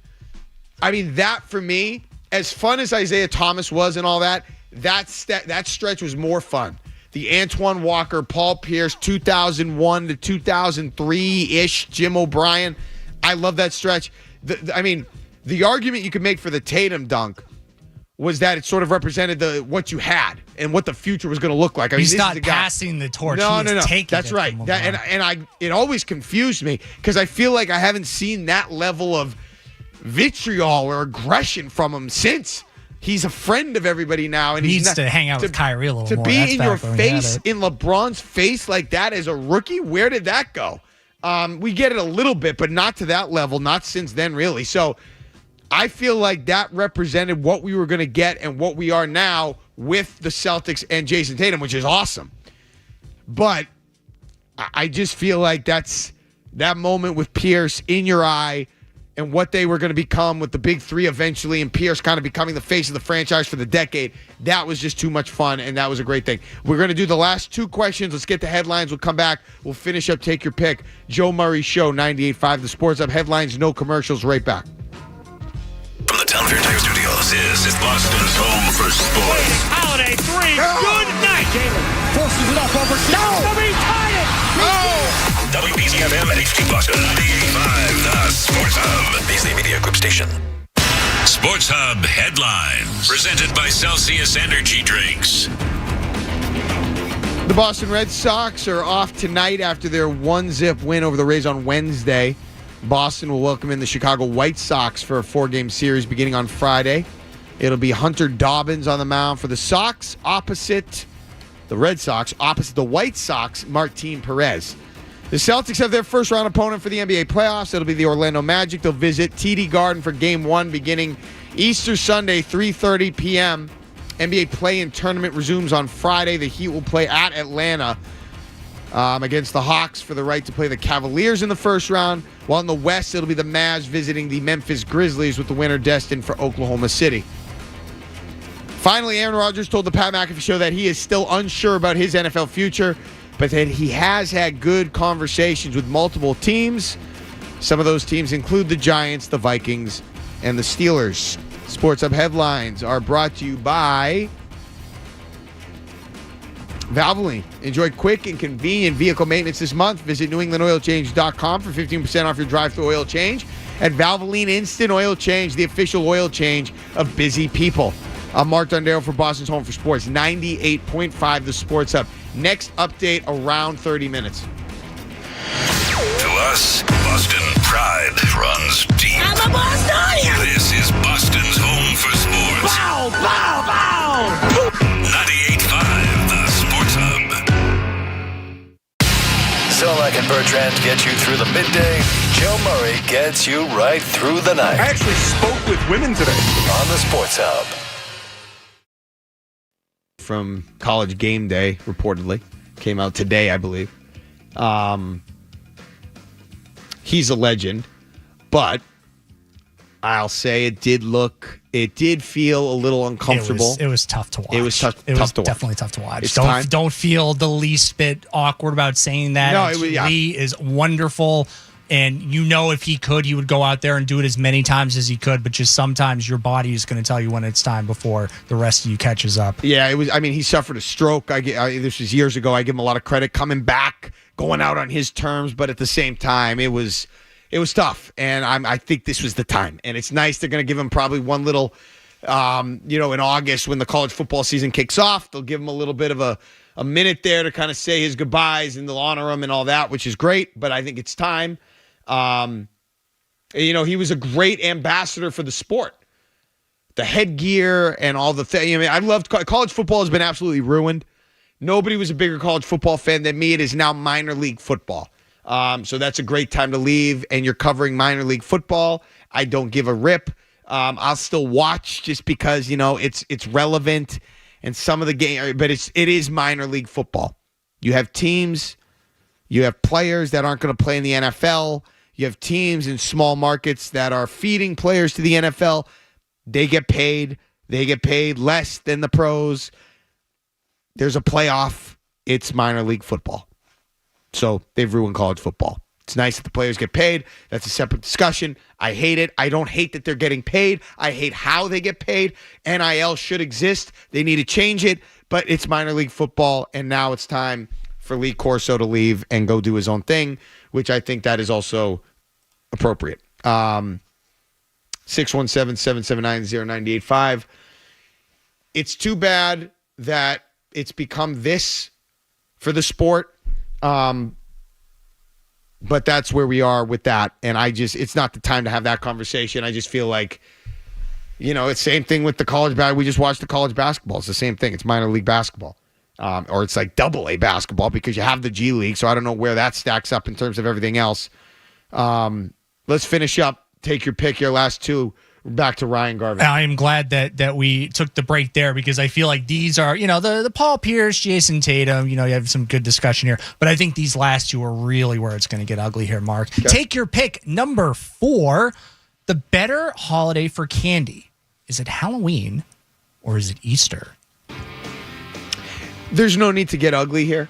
The answer is unequivocally, the answer is Easter. Okay. So now we don't have I know Halloween is obviously well known for the candy. The whole point of Halloween is to go for the kids. They go out and they get candy.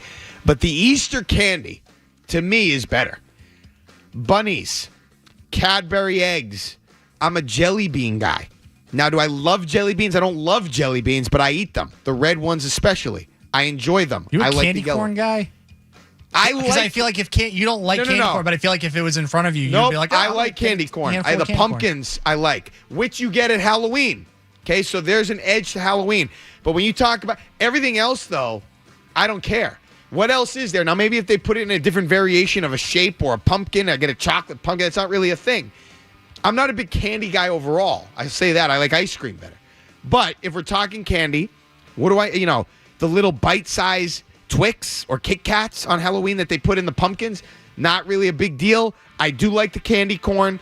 I do like if you're going to give me a chocolate lollipop witch or something like that, fine. Overall, Easter more dynamic. I can get the Cadbury eggs, which I like. I can get the chocolate bunnies, which I like more. And like I said, the jelly beans, it's just more dynamic to me in better shapes and sizes and a variation.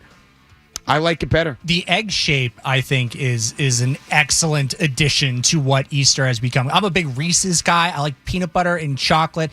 I think I'm kind of like you. I'm not always like, oh, candy, got to have candy. But if I am going to have candy, Mark, I would like a nice Reese's cup. And there is something so delicious about the Reese's egg shape. And you only really get it this time of year. Cadbury cream, good. Little rich for me. I can only have about 1 or 2. But when you're going, Reese's, and you could do so many different things with Reese's, the egg shape just seems to be the elite candy shape. And it's only really this time of year that I grow to appreciate how good it is. I'll give you another with the eggs. I don't know what they're called. I don't know what they are, but they've got like this hard coating to them. But with chocolate underneath. They're like the size of a peanut M&M. Okay, yeah. It's I know what you're talking about. They're like candied eggs. Yes, it's like a sugar-coated sugar. But it's chocolate, and they're unbelievably good. Maybe a little bigger than a peanut M&M. But they're not huge. They're not like the Cadbury eggs. Unbelievable as well. So the Easter candy trumps It's Halloween like the filler. Like, if you're going through the kids' Easter basket, you're like, oh, what do you got here? Is this a jelly bean? And you bite into it. And you go, oh, no. This is actually very sweet. There's chocolate in the middle of it, too. Last one. Number 5 on Take Your Pick, Mark Dondero. Boston draft pick that worked out better overall. Was it Rob Gronkowski or Dustin Pedroia? Both guys had outstanding careers, not just in their respective sports, but also in this city of champions. Rob Gronkowski or Dustin Pedroia, one of them had to have had a better career. The answer in terms of the draft pick, I think, has to be Gronk. Although, would they both win 3 championships? Gronk was not a part of one of them. I know he won another one with Tampa. I'm talking about with Boston, the Patriots. He wasn't a part of the game against the Falcons in Super Bowl 51. Pedroia, big part of 07, big part of 13, wasn't really a part of 18. Pedroia has an MVP.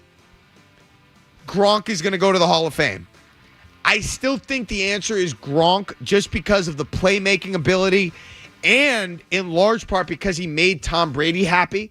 kept Tom Brady happy all of those years. It's important. He's a big weapon for Brady that they, as we know, it was Randy Moss, and then when he went away, that was the guy that kept Brady happy, and we know how ornery he got towards the end when he didn't feel like he had the support or the weapons.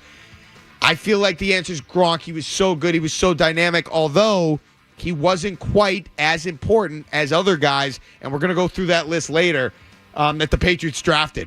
Pedroia was awesome. He won that MVP in 08. He had big moments in the playoffs. I thought he was a culture setter for the Red Sox that I think they're lacking now. He was not an analytics baby. I think he did things his way. I mean, with his swing, he's a dirt dog. was that a guy that the analytics would have supported? I have no idea 20 years ago. 5'9", 160 With that pounds, swing, probably not. with that swing, what was his launch angle, RPM, whatever? I think the answer is Gronk just because of how big and dynamic and where they got him in the second round with the back issues and they took the risk. The answer is probably Gronk, but both were awesome. Let's take a quick call. Paul is in Rhode Island talking Patriots. Hey, Paul. Mark, I was going to call you, right? I've called Joe about this. But, in the past, I've called Clement, Wyatt to Green Bay, Clement to Chicago, Rose Matters to Carolina. Listen. We need to draft guys who score points. You need Campbell. You need Warren. You need maybe this kid Higgins. And there's others. But you know what? Comes down to the basic thing. We just want to go to the playoffs, and we must conquer these picks because we cannot go back in the last 5 years or 4 years. And I'm not going to leave my house, put $60 of gas in my car, okay, pay $60 to park and $60 for hot dogs and beer. The fans need something, and I'm so happy these two coaches are here. Thanks for the call. Listen, you were right. No, you were right in the beginning of your show when you said that when I was babysitting my grandkids. You were right. I appreciate the call, Warren Paul. and Campbell. You hit it on the nose. You got to get offense, and you got to be in a situation. And I just feel like they need a spot. Part of this is I still feel like, based on their draft history, they are more likely. I know it's hard to do either. They're more likely to hit on a lineman in the second or third round than a playmaker. I just feel that's still the way it is with the Patriots because of the history and what they have been able to do in the draft with receivers and different types of playmakers. I still feel like they'd have a better chance, probably not great either way, but they'd have a better chance of finding that tackle or a lineman that can play in the second or third round. That's why I would lean to Warren in the first round, even if you have to trade that, or even if you don't trade. I'd pick him at 4. I think he could be that good. He's that versatile. He's great with the ball in his hands. He runs the ball. He catches the ball. He competes. He's tough. I do it. And I would try to make him the binky, the number one option. He could be the Travis Kelce for Drake May, ideally. And then you see what you get from there. And then you go after the tackle later. That's what I would do. And that's what I think they need to do. They need to shift this culture more towards offense. I don't think this is the time to, put your flag back on the defensive side of the ball and load up on the defense. Their defensive line is good enough. They've made moves. They've solidified it. It's going to be good. You have to try to find a way to get more offense and become more of an offensive identity based on where you are going into the second year of Drake May. And I think that's how teams that get to the Super Bowl are constructed. You need the defensive players, but you got to have offense too, and you got to get offense first. That's what I think, especially based on where they've been. 617-779-0985. Mark Dondero in for Joe Murray Show. You're listening to Joe Murray on 98.5. You're listening to Joe Murray on 98.5 The Sports Hub.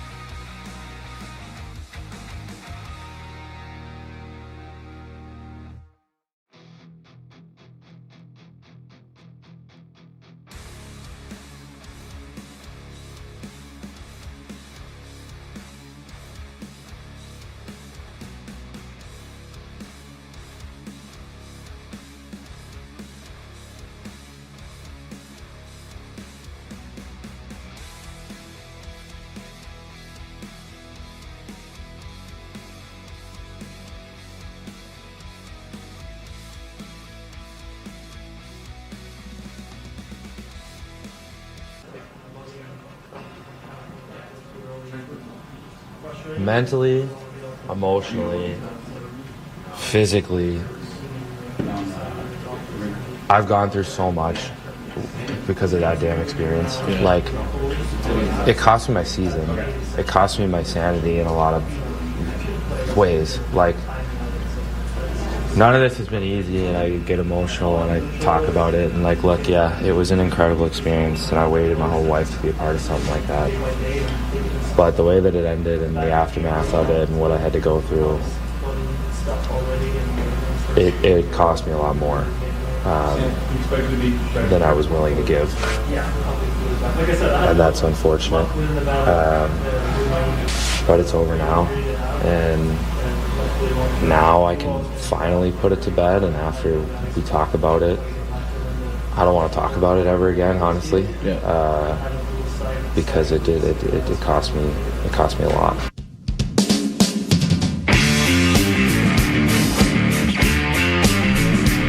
All right, that's Charlie McAvoy, Bruins defenseman. Mark Dondero, Joe Murray Show, 617-779-0985. Ryan Garvin behind the glass. I'll tell you what, Rye. Yeah, bud. Those comments were stunning. Those were stunning comments. Charlie say that damn experience? Those For a were hockey stunning. Player, he might as well have comments. screamed it through a megaphone. There are a lot of things to take away from those comments, and you said you have another part or another bite from McAvoy we can get to in a second. Absolutely. Hold on. Just there. My first thought, and people aren't going to like this thought, especially on 98.5, the Sports Hub flagship station of the Boston Bruins. My first thought is a level of concern for Team USA in what will be, what is it, the 2026 Olympics next February? Yeah, I'm all in on that team. I want them to win the gold. I'm more concerned, this is what people aren't going to like, I'm more concerned from where I sit right here now. Charlie McAvoy is a bad advertisement for Team USA. I'm more concerned about Team USA for next February than I am for the Boston Bruins next year. Like, I don't think they're going to come back fast enough to be in contention next year. With that being said, based on Team USA and what they looked like in this tournament, I want them as high-end as possible. I want McAvoy to play. I don't know if he's going to be turned off to play in that tournament. I've gone through so much because of that damn experience. Now, with that being said, it sounded like you had fun.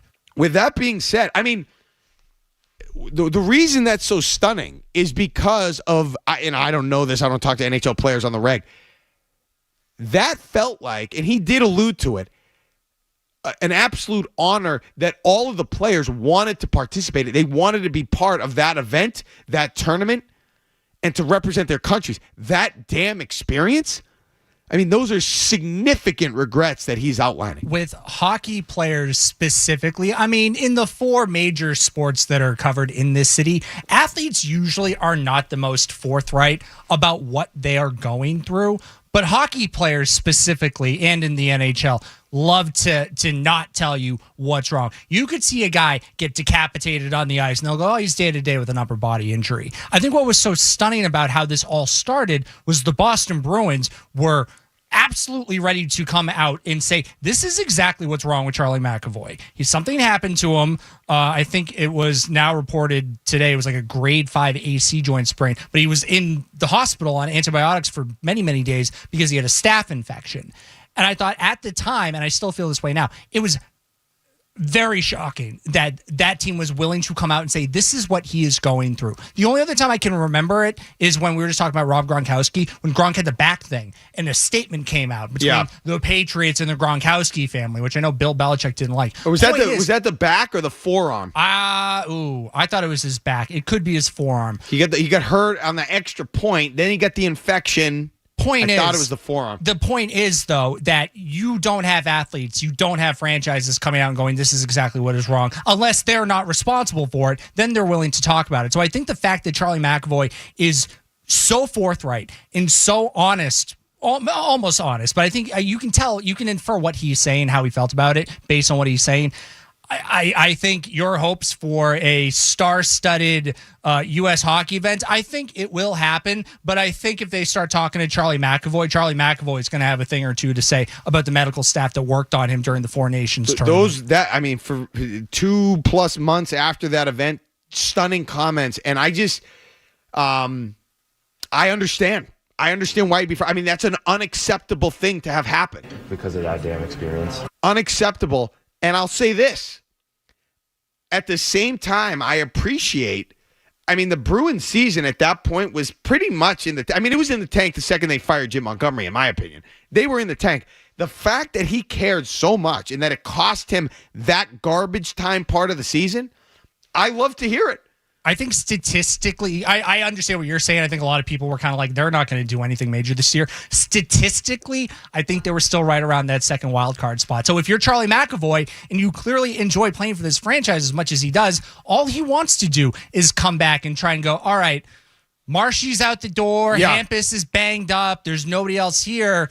I love it. I got to be the guy. I feel like I remember when this was going on, I remember being on the phone with a buddy of mine and just being like, well, we thought it was done. Now it's officially done. That he's done for the year. We knew it was going in the wrong direction. They were maybe teetering around to play, but they weren't going to win anything. And then when he went out, we knew it was officially done. I don't remember being, I don't want to say I wasn't heartbroken, but I didn't think they were going anywhere with or without Charlie McAvoy. So when it ended up doing or being that way where he had to miss the rest of the season, it is what it is. Maybe they get a higher draft pick, which they did. But he obviously does not believe. No, and he was devastated. And I love to hear that. Yeah. He wants to be out there with his guys. He wants to be playing for the Boston Bruins. Even though they're not the best team or they're not going places, he wants to be out there. I respect that. I want to hear that, and I totally agree. That's a disaster and cannot happen. So I don't think he shouldn't feel that way. He should. But it was still stunning to hear him talk about that event that everybody raved about in that negative way. It was really exciting, too. Like, the coverage of it for a midseason hockey tournament, I can't ever, and especially going up against the dud that was NBA All-Star Weekend, like, it was really, really fun. But if you have, players of Charlie McAvoy's caliber coming out and saying that damn experience cost me my season. Yeah. Guys aren't, at the very least, franchises who are in the playoff runnings are going to go, we do not want you to go and participate in this tournament that is ultimately could end up hurting our season. Of course, and that's a separate discussion because, again, we're not going to talk about this in full right now. But, again, there can only be, to me, there should be one marquee international event. That's got to be the Olympics to me. If it's not going to be, you got to figure it out. Because if this event, international competition, rises in stature, well, naturally, then the other one has to come down. This is the problem I have with the NBA in-season tournament. Okay? If the in-season tournament gets more and more popular and people like it, naturally you have to bring down the NBA Finals. You have to. There's one championship. There's not two. So you can't have both. I want there to be one, the tournament, the world, whatever. Maybe if you made it one game, if you did one, instead of an all-star game, you did one game, USA versus Canada every year, fine. That's not a tournament. That's a one-game showdown. Maybe do that. But I don't want a tournament that rivals the marquee international tournament, which is the Olympics. When we get back, I want to hear the second half of that sound from McAvoy and just react to that. Because, again, I just was stunned to hear him speak that way, not just about the international event, but about how bad he wanted to play for the Bruins, despite the fact they were going down the wrong way, down the drain, basically, at that point. I want to hear the second half of that clip, that cut, when we get back. Mark Dondero here on the Joe Murray Show, 98.5 The Sports Hub. Essential Sports Hub headline, presented by Celsius Energy Drinks. The Red Sox had a day off tonight after their 1-0 win over the Rays on Wednesday. Boston will welcome in the Chicago White Sox for a 4-game series beginning on Friday. It'll be Hunter Dobbins on the mound for Boston opposite the White Sox, Martin Perez.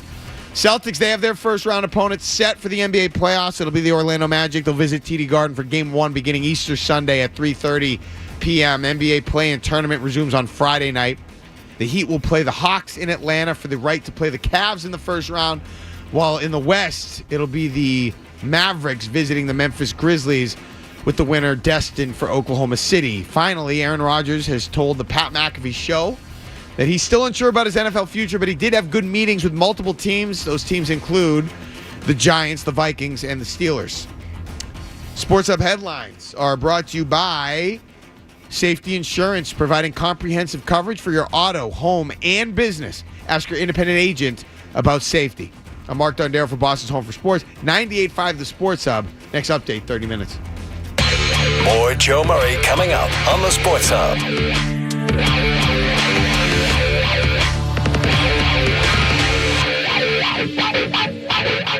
It's Warrendale Appliance of Waltham store-wide savings event. Yes, all month long, you'll save big on every single appliance and mattress in the store. This special store-wide savings event means there's no better time than right now to get into Warrendale Appliance of Waltham. Warrendale Appliance, 170 High Street, Waltham. Hey, it's Zone. Design your dream outdoor space with Techo Block and South Shore Landscape Supply. Techo Block is redefining outdoor living with their philosophy of reshaping the idea of what landscapes can look like by stepping outside the ordinary. Check out Techo Block, North America's leading manufacturer of paving stones, at South Shore Landscape Supply at 170.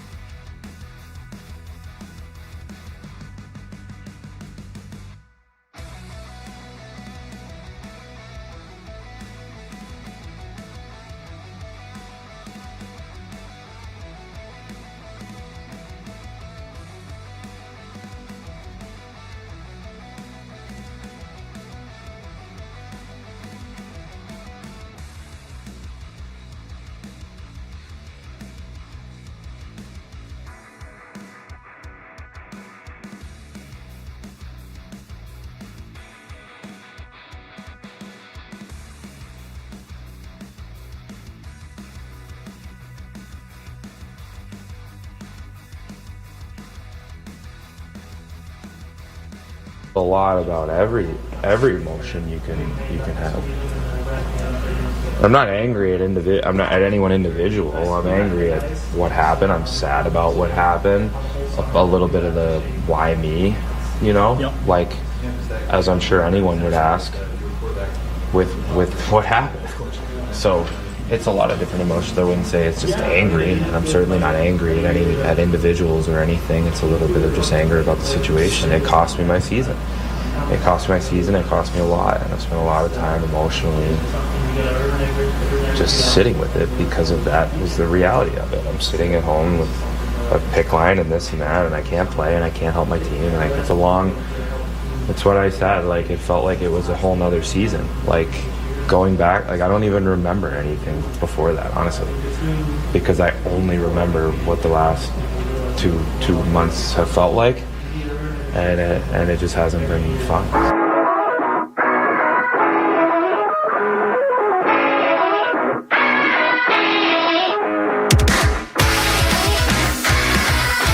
617-779-0985. That was the second cut from Charlie McAvoy. And again, just stunning sound. And I love it. I honestly love it. I love the passion that I hear. I mean, you would have thought those were the comments of somebody that maybe got hurt on a team that was destined for greatness, and then they went on to go through this epic run into the Stanley Cup playoffs and win the championship, and you missed out on this incredible experience and being a part of it. And then after the season, you talk about what happened, and yes, it was great that we won, or maybe you lost in the final, and it was devastating that you lost, but you couldn't be a part of it because of what happened at the World Classic, or whatever it was called, Four Nations.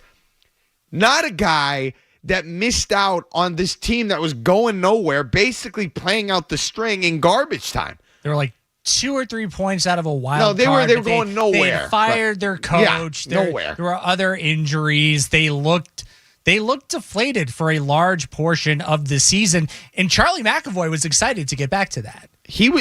I can't believe the passion. Especially when you're talking about an event. It wasn't some throwaway waste of time. It's an event that all those guys wanted to be a part of. It got great ratings. There was a ton of buzz around it. I mean, it was the marquee event of the winter, arguably, outside of anything NFL. It was bigger than anything in the NBA over the winter. To have that level of disgust, and I get it. It was unacceptable what happened. But he was disgusted, and I don't know what the last 2 months have been like. I mean, there's got to be something else at play. Like something that maybe he was prevented from doing another thing that he really enjoys. I just, without, this is totally me speculating, I think he was grossly misdiagnosed. I think that's where all of this stems from. And when you are a professional athlete, yes, the onus does fall on you. You have to have some awareness of what is happening with your body. Oh, my shoulder doesn't feel right. Oh, that's a weird mark. I wonder what that is. Not you, Dondero. I'm saying I got a weird mark on my shoulder. I wonder what that is. It might be a staph infection. But your medical staff needs to do the right thing by the player, because the player is always going to want to go out there. I personally believe that McAvoy was already banged up going into the last game that he played. And it was so long ago, I can't remember exactly what it was. For the Bruins? No, in the Four Nations tournament. Yeah. The one, remember, Canada where he got hurt. He lit up Canada.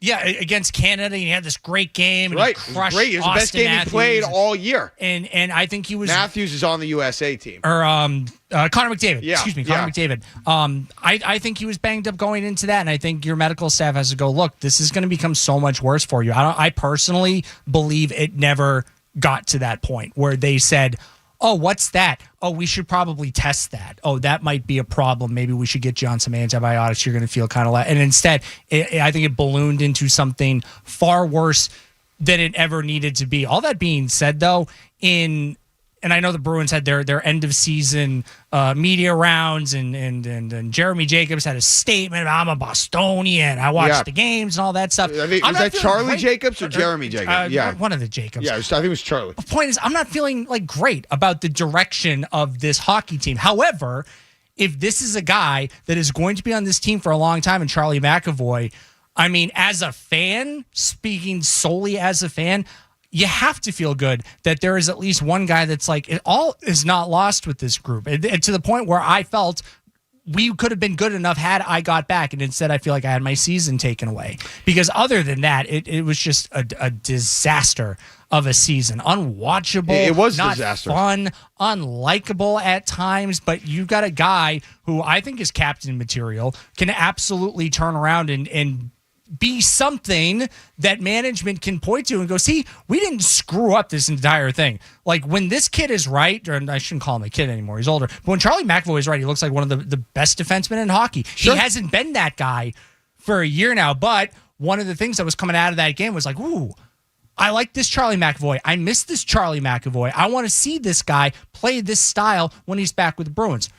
Never got to see it, though. I just thought that's the type of passion, that's the leadership that I want, that I look for, that creates a culture that I'm looking for and interested in. I was just stunned. It was not some throwaway thing that you were a part of or you got coerced. And I mean, I don't think so. I think everybody wanted to play in that tournament. To hear him talk like that was unbelievable. It was stunning to me. It's like I said, an honor to be asked. Yeah, you are stunning to me. According I to get us, it. That should never have happened. But you were you were being a part of something you wanted to do. It's not like you just kind of did somebody a favor and it was this thing you didn't want to do anyway in the first place, and then this disaster unfolded. I feel like everybody wanted to be a part. I mean, maybe he didn't. Maybe he did it for another reason or whatever. But the fact that he was that emotional about it, was he not able to make love during the injury or play golf or something else that he really appreciated? I mean, shoulder would throw off the golf game. Sex game, probably okay. It just work. There was a lot of emotion there. And I get you want to be there for your team, but they were going nowhere. Because of that damage. And I'll say this real quick, and I want to get to the Swayman comments. I don't like the direction of the team right now, also, largely because they just haven't proven they can draft efficiently enough. However, call me a sucker, I kind of liked what I heard from Charlie Jacobs. I kind of liked what the message was. Does it mean anything? Not really. But at least he sort of had a little bit of conviction and got a little angry and said his piece. And I thought that was something, like he kind of alluded to, that fans needed to hear. That he is invested. It felt like he's invested based on the statement. They don't make, and they being the Bruins ownership, don't usually make statements like that. I won't call you a sucker. I think I'm a little more hesitant to grab this statement with both arms like some people might. But if it's just lip service, it'll be unfortunate. But as it is right now, they have time to, kind of figure things out and kind of figure out the direction of this franchise. And I always kind of thought of them as like absentee owners. Like, yeah, we own the building. The Celtics are the commodity. If we can make a team that's good enough to get through the first round and maybe into the second round, we will consider that a successful season. I don't believe that. I believe that the Stanley Cups are absolutely what I want this team to be going for every year. I understand it's not always possible, but it can't be this. Okay. It can't be what it has been the last couple of years. Here's the problem, though. I think they're going for him. Okay? I do not think this is a situation akin to the Red Sox. Certainly not the Red Sox. No, not at all. And or what the Patriots have been at times. I don't think that's a problem. I think they have gone for it. I just don't think they know how to do it. I don't think they have the answers. The Red Sox, I felt like John Henry, he's had the answers. He's known what they need to do. He just refuses to do it now because he's more interested in analytics and owning other franchises and organizations. Players are expensive. And not paying money. The Bruins, I feel like, are willing to do those things. They're willing to pay. They're willing to overpay at times. I just don't think they know. If they did know, they would have been like one of the 4 franchises that have won multiple Stanley Cups since Boston last did in 2011. They just don't know. They don't draft well enough. They don't, they don't make their they don't build their team correctly. They don't complement their pieces correctly. He's talking about the training camp. I don't know. Maybe that was a little part of it. Jim Montgomery proved he was able to put together a couple of seasons. The playoffs was where he went awry. The training camp, you could talk about that. Maybe they weren't ready to go out of the game. To fire him based on just the training camp after these seasons they've had success and they've gotten in the playoffs and they were record-setting in 22 and 22, 23. I thought that was a little much. Bruce Cassidy and Jim Montgomery both won Jack Adams Awards while they were here. Right. They were Coach of the Year, and they got fired. So the whole training camp within thing, 2 years after winning those awards. Like, obviously, they had some idea of what they were doing. I agree with a lot of what you're saying, Mark. I think the Bruins' biggest issue is like they're almost too insulated. There is this like desire to never let go of the things that made them great, which was like bringing back Patrice Bergeron, begging Krejci, David Krejci to come back. Hey, Tuukka Rask, come take a skate. Zdeno Chara, you probably don't know anything about being in the front office, but we're going to bring you down because you're big and you were the captain and you were great here. I think there's too much of that, and I'm too ignorant of the National Hockey League to know if it's like something that happens with all teams where they can never let go of the past, or if it's just a Bruins thing. Because I have felt like it is a Bruins thing for a long time. Brad Marchand, by the way, being the latest example of that. The idea that they would ever bring him back for a big salary when, conversely, he might have actually been one of the bigger issues within the locker room this year. You could speculate. I'm just saying something is amiss. And I'm not just talking about the teams that have won multiple cups since the Bruins did. The Kings, the Penguins, the Blackhawks, the Lightning. I'm talking about to win the cup at that stage of the career of all those guys that made up the core. Marchand was basically a rookie, not a rookie, but he was a younger player. He was a little fourth line, Dustin Younger Dirt Dog.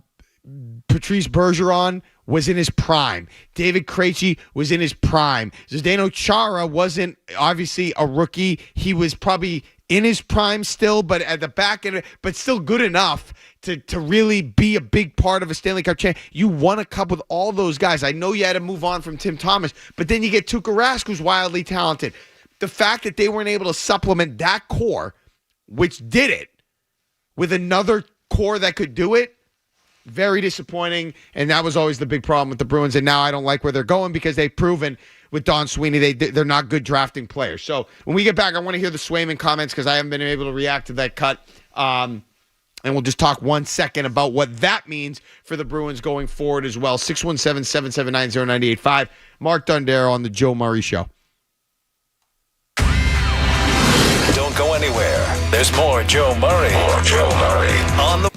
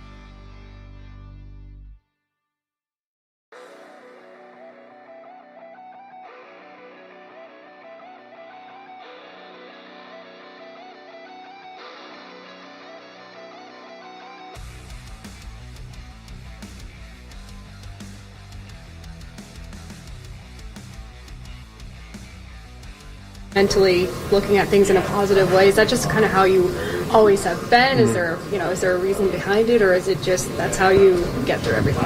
It's a lot easier said than done, but exactly, I think you just have to look at it as a gratitude perspective and how grateful we can be, to be in this moment right here, having the ability to talk to you, having the ability to have a team, be in the NHL.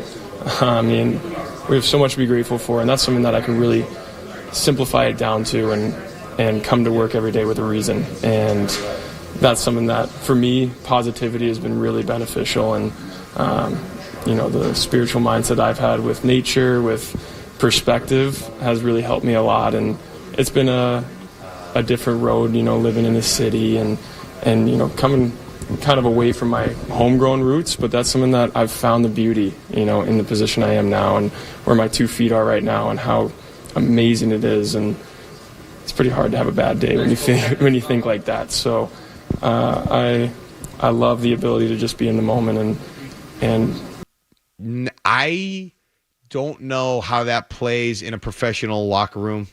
I don't.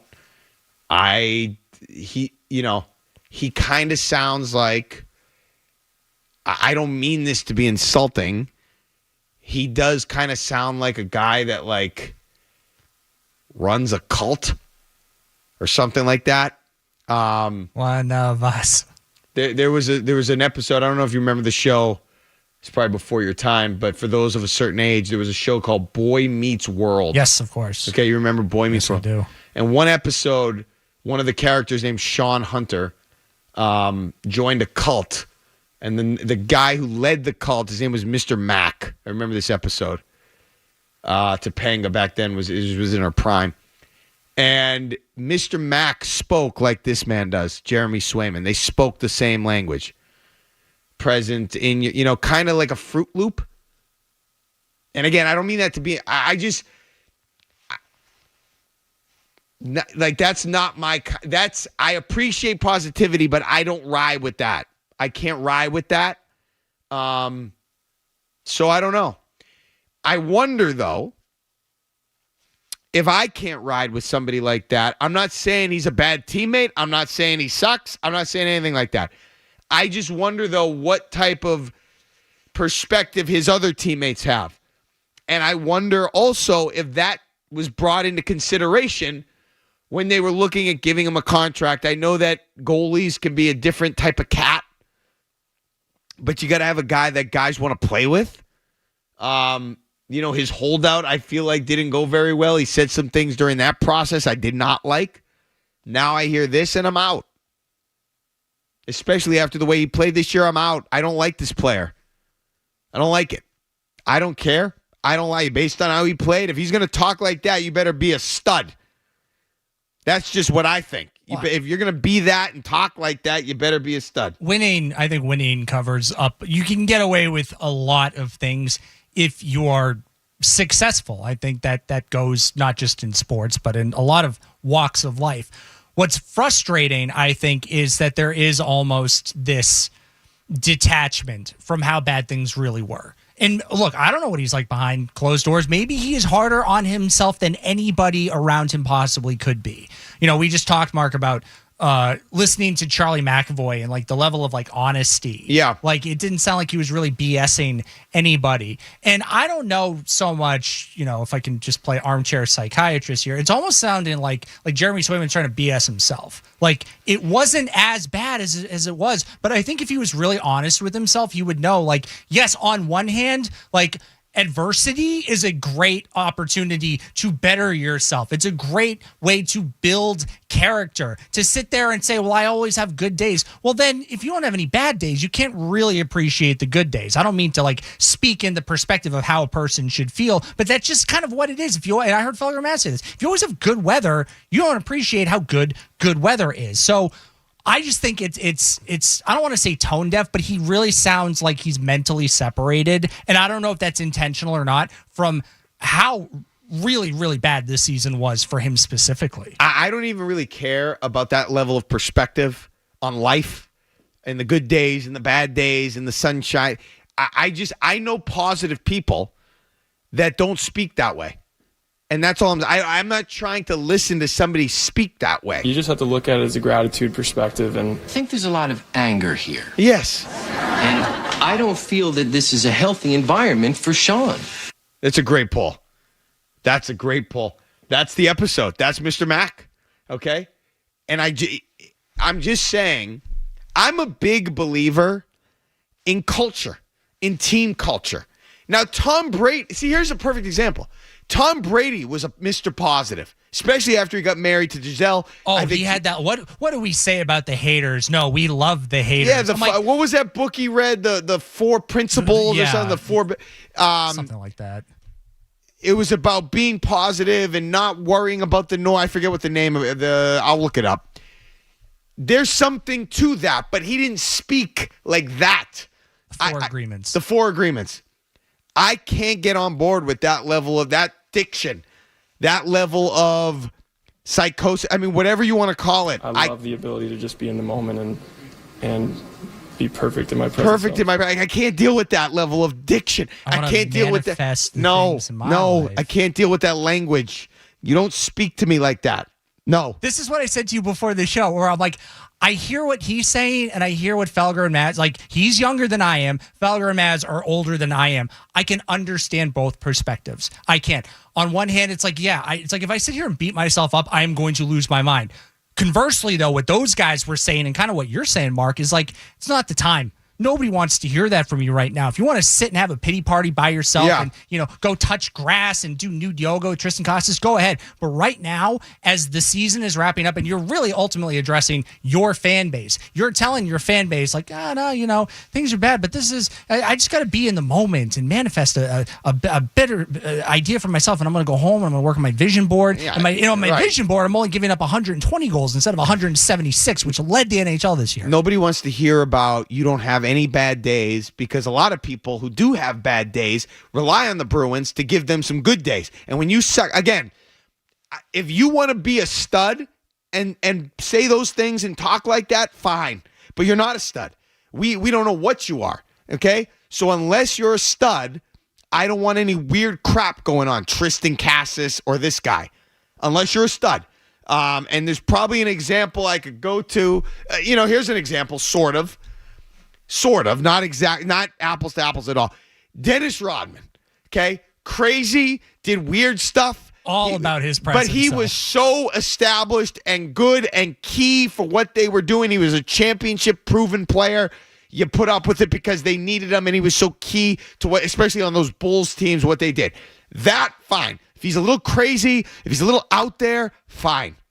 Jeremy Swayman ain't that. So I'm not trying to listen to that. I'm not trying to hear that. And that probably does explain some of what happened this year, especially when you talk about they invested all this money. They jumped through all these hoops to sign this guy, and that's what he is? That guy? Feet on the ground, manifesting positivity in this perfect place of my moment? No. Don't want to hear that. 617-779-0985. How grateful we can be to be in this moment right here, having the ability to talk to you, having the ability to have a team, be in the NHL. I mean, we have so much to be grateful for, and we really have so much to be grateful. We do, but I don't want to hear him talk like that. It doesn't need to be Thanksgiving to be grateful. I don't want to hear him talk like that. I love the positivity and the gratitude. I'm for those things. You just can't talk like that. When we get back, be perfect in my present self. The 98.5 best Patriots draft picks, top 5 Patriots draft picks, not named Tom Brady during the championship era. 1, 2 may surprise you. We'll do that next. Mark Dondero in for Joe Murray on the Joe Murray Show. Let's get a headlines. Don't From the Delta Tire Studio, the Celtics begin the defense of their NBA title starting this Sunday at the Garden. Tatum pull up 3. Listen to every playoff game right here. Your home for Boston Celtics basketball. Easy FM and HD1 Boston 98.5, the Sports Hub, Beasley Media Group station. Sports Hub headlines presented by Celsius Energy Drinks. Red Sox off tonight after their 1-0 win over the Rays on Wednesday. Boston will welcome the Chicago White Sox in for a 4-game series beginning on Friday. It'll be Hunter Dobbins on the mound for Boston opposite the White Sox. Martin Perez. Other scores from around the AL East tonight. Baltimore beat Cleveland 6-2. The Yankees, they doubled up the Tampa Bay Rays by the final of 6-3. Blue Jays doesn't look like they were in action tonight. The Celtics, they'll be in action on Sunday. They have their matchup for the first round of the NBA playoffs. It'll be the Orlando Magic visiting TD Garden, as I said, Easter Sunday, 3:30 p.m. tip. NBA play-in tournament resumes on Friday. The Heat will play the Hawks in Atlanta for the right to play the Cavs in the first round, while in the West, the Mavericks will visit the Grizzlies with the winner destined for Oklahoma City. Finally, Aaron Rodgers has told Pat McAfee on the Pat McAfee Show today that he's still unsure about his NFL future, but that he has had good meetings with multiple teams. Those teams include the Giants, the Vikings, and Steelers. Sports Hub headlines are brought to you by Valvoline. Enjoy quick and convenient vehicle maintenance this month. Visit NewEnglandOilChange.com for 15% off your drive-thru oil change at Valvoline Instant Oil Change, the official oil change of busy people. I'm Mark Dondero for Boston's Home for Sports, 98.5, the Sports Hub. Next update, half an hour. Get There's the potential there for big stuff. 98.5, the Sports Hub app. Get the app. Quick, smelly. It's Joe Murray on the Sports Hub. The Joe Murray Show. Mark Dondero in for Joe. It's time for the 98.5. The top 5 non-Tom Brady Patriots draft picks of the championship era. 5 down to 1. Okay, and at number 5, I have Rob Gronkowski. Number 5. I think there were 4 more that were more important than him. Not necessarily better players, but more important than Rob Gronkowski. That's the way I see it, and here's why. As good as Gronk was, and he was a legend, they were able to win a Super Bowl without him. Now, that doesn't cover everything. I just feel like based on what they had offensively, based on what they did with Tom Brady, obviously playing quarterback, they were able to do things even when Gronk wasn't in the lineup. And he had injuries. He went out. Now, he was vital to the team's success. And like I said earlier in the show, keeping Tom Brady happy. But I still feel like based on team needs and other aspects of what the Patriots had become, 2010 through 2012, they had bigger needs and other guys that they brought in that were more important than Rob Gronkowski. That's why he's at number 5, although he's a legend, and he's going to be what? Out of the 6 championships, one of 4 that make the Pro Football Hall of Fame, maybe 5 if you throw in Matthew Slater. It's Brady, it's Ty Law, it's Richard Seymour, and it's going to be Rob Gronkowski, and then maybe Slater. And speaking of Ty Law, he's number 4. Now, I understand that was a Bill Parcells pick, but he played into the championship era, so I'm counting him. Ty Law was crucial. How many championships do they win without Ty Law? That's a question that I'm going to ask right now and that I've asked in the past. I don't know the answer to that. Ty Law had the interception in Super Bowl 36 that went for a touchdown. I don't know, based on the offense at that time, if they win that game without him. Ty Law had 3 interceptions in the AFC Championship game against Peyton Manning. I'd like to think that they'd still win that game without him because they were so dominant, but he was a major, major factor in those 2 Super Bowl runs on a team that was headlined by their defense. And because of that, because of the pick 6, I think that was a bigger singular play in a playoff game and the Super Bowl, bigger than any play Rob Gronkowski ever made. And he made some big ones, but bigger than any play Gronk made because of the lack of offense that they had back then when Tom Brady was in his first year as a starter. Culture setter, too, by the way. In a time where everybody in the secondary was playing with an edge because you could back then, I mean, Ty was one of the guys that would go above and beyond what was needed, and I think it resonated very well with his teammates. Like you said, he was a Parcells guy. But I think you needed some characteristics of that Parcells team to carry over when Bill Belichick came in so the defense could do what that defense did. I think it was very important, not just, we were talking about the nerds taking over, but the intangibles, the things you can't measure. Ty Law was a big part of what was happening with that defense off the field as well as on the field. And he had it, whatever that was. He was clutch. He was a Manning killer. And that's something that they missed a little later. The two biggest Manning killers, I would argue, were Ty Law and Willie McGinnis. And then you put Brewski, I guess, right under that. But McGinnis and Law were Manning killers. They just killed Peyton Manning. Law was such a big part of the identity of the team, the identity of the defense, and he ended up being a Hall of Famer. When you draft that and all those things come by, especially the play in the Super Bowl, it's just massive. Massive, and I'm not even talking about other plays he made and other guys he shut down and different things that he did. Those plays were massive, and he was big. He had the touchdown for an interception in the game that clinched the bye in that first year, the 2001 season in Carolina when they won the division.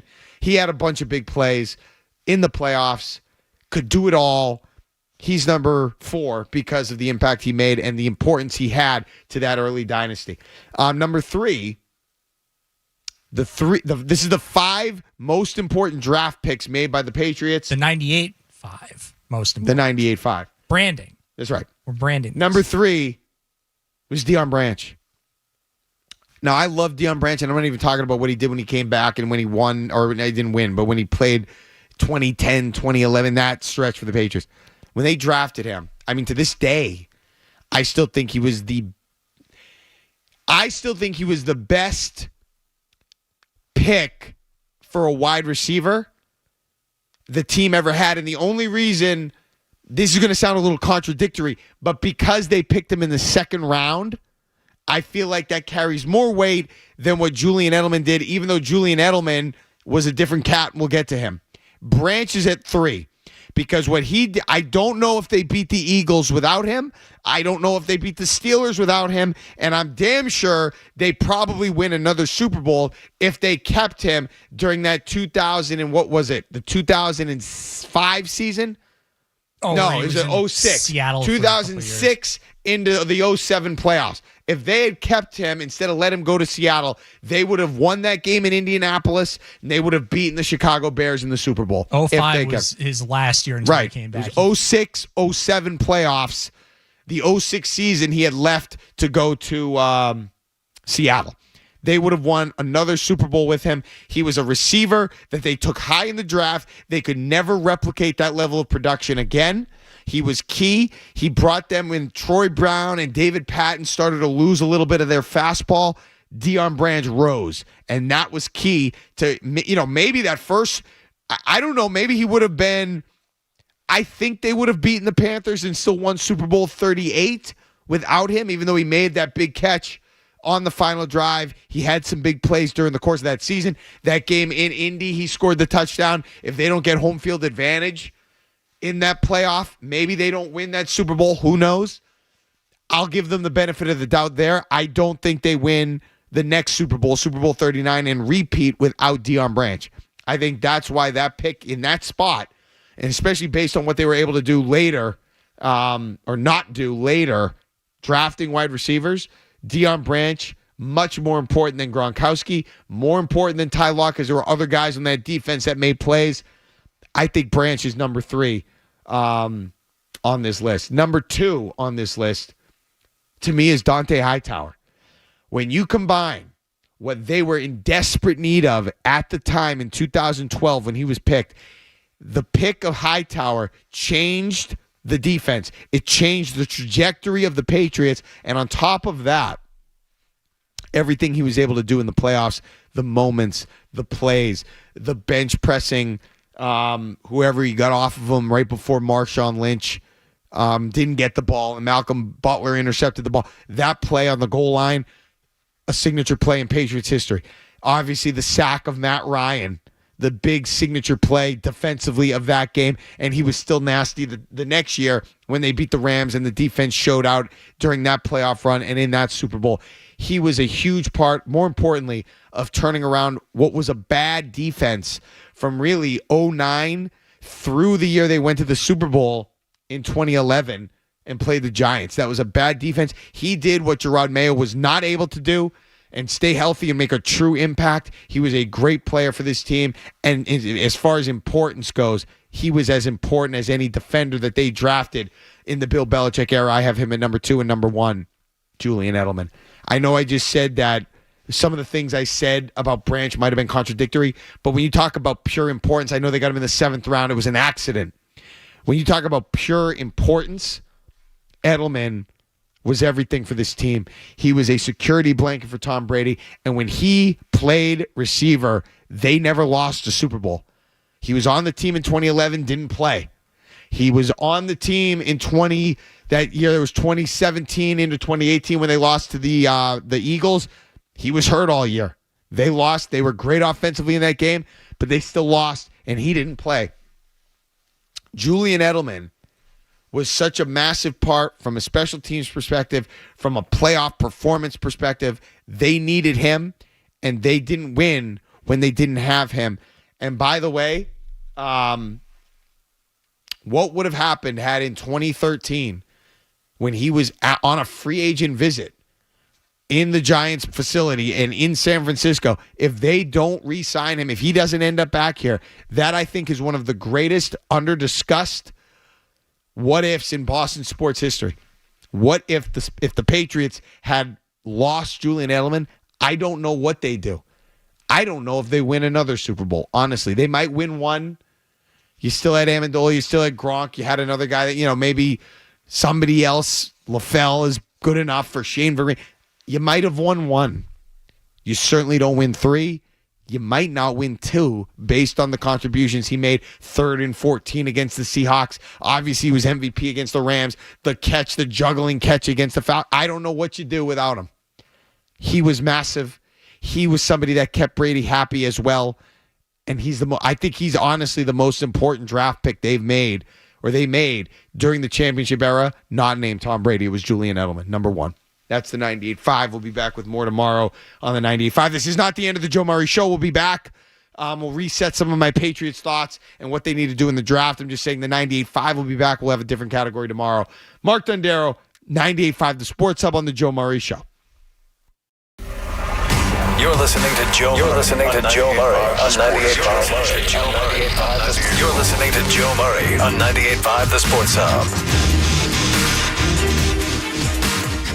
Town Fair Tire sells all the name brand tires, and we sell them all at the guaranteed lowest price. Plus, because Town Fair Tire also gives you more free services than all the other tire dealers, nobody beats Town Fair Tire. Hey Boston, this is Ryan Williams with 128 Plumbing, Heat, and Cooling and Electric, with the company that finishes every job strong. Spring is officially here, and we are focusing on 2 things here at 128. We are now scheduling our air conditioning tune-ups, so be sure to be that squeaky wheel and get ahead of the line before the weather starts to warm up. And we will be finalizing our HVAC roster by May. So if you are looking for a change, be sure to get your resume in now to join Boston's best privately held HVAC company. For more information, visit us online at call128.com. Head to Gillette Stadium for the New England Revolution versus New York City FC on Saturday, April 19th at 7:30 and celebrate the 30-year anniversary of the first ever home match. This place a rock. Commemorative ticket giveaway will be available at all gates to celebrate this historic match and 30 seasons of New England Revolution soccer while supplies last April 19th. Get your tickets at revolutionsoccer.net. That's revolutionsoccer.net. If you're in the market for a new car, truck, or SUV, don't miss the exit. Exit 86 off Route 2 in Gardner, that is, where you'll find hundreds of new, certified, and quality pre-owned vehicles for every budget and lifestyle. Salvador Chevrolet, Salvador Chrysler Dodge Jeep Ram, and Salvador's Pre-Owned Supercenter are all located off one exit just off Route 2, making it easy for you to shop a wide selection to find the perfect vehicle at the perfect price. Visit us in Gardner and at salvadorauto.com. Looking for a place to put your stuff, but you find there's just not room enough in the garage. Attic can't get it in there, and the spare room's got no room to spare. Call 888-85-SHED for a quality shed. Reed's Ferry. Enough said. 888-85-SHED. For a quality shed. Reed's Ferry. Enough said. Reed's Ferry Sheds wants you to take a look at the sheds sold at the big home improvement store. They're made with particle board. And we both know when particle board meets water, it turns to fall particle board. For the same price, you could own a better built Reed's Ferry shed, backed by a 30-year warranty, installed by Reed's Ferry. Buy factory direct at Reed's Ferry and you'll own a better shed. Call Reed's Ferry Sheds this week and schedule your installation. Call 888-85-SHEDS. Need a shed? If it says Reed's Ferry, you got a good one. Wendy's has this new bold Cajun Crunch chicken sandwich, and I'm kind of crushing hard on this Sammy. I hope it likes me back. For a sandwich you'll love, gotta be Wendy's. Open till midnight or later. Limited time only at participating U.S. Wendy's. Hours may vary by location. Point! Hey, you okay? You don't normally miss those shots. Oh, I just haven't been as regular lately, and it's making me feel sluggish. You should try Metamucil. It's been a game changer for me. Metamucil's plant-based psyllium fiber helps trap and remove the waste that weighs you down. Ace! You're moving better than you were last week. Definitely. Metamucil keeps you moving. These statements have not been evaluated by the Food and Drug Administration. This product is not intended to diagnose, treat, cure, or prevent any disease. Learn more at Metamucil.com. At Builders First Source, they recognize the dedication that contractors and builders put into each project. From early mornings to late evenings, consistency is key. Builders First Source is proud to maintain long-standing relationships with their suppliers, like Andersen Windows and Doors. Andersen is the #1 trusted window and door brand and America's most loved brand of windows and doors. Builders First Source and Andersen Windows will be there for you from day one until the job is done. National Lumber is a Builders First Source company. Spring is in the air, and it's time to knock it out of the park with FindMassMoney.gov. 1 in 10 people have unclaimed property in Massachusetts, so don't strike out. Visit FindMassMoney.gov today. Dondero and Hardy. When you get enough money, you can insulate yourself to a degree where you are like Howard Hughes. Like you never have to do anything that makes you uncomfortable again, and it like ruins your life. Right. Like, so I think you're cool with $10 million. Would you keep working with $10 million in the bank? I would keep working, yeah. But I would spend a little bit more lavishly if I had $10 million saved. We'll get there, Hardy. Don't worry about it. Oh, yeah? Me and you together? Yeah, Daddy. Okay. I'll take you on a ride. Dondero and Hardy. Weekday mornings at 6 on the Sports Hub. Solak and Bertrand get you through the midday. Joe Murray gets you right through the night. I actually spoke with women today. On the Sports Hub. Does Will Campbell get picked by the Patriots at 4, in your opinion? It seems to be trending that way, right? And there's a lot that goes into it. Is he Joe Alt? No. And you'd love to be picking at 4 and have an opportunity to draft a Joe Alt. But what Will Campbell is experienced SEC. He's going to walk in right away, whether it's the Patriots organization or another. And if he's not the leader in the O-line room from day one, then he'll be one of the leaders and quickly, I believe, will emerge. He's that kind of, he's got that kind of makeup. You know what I mean? That next notch of players, he's right there at or near the top.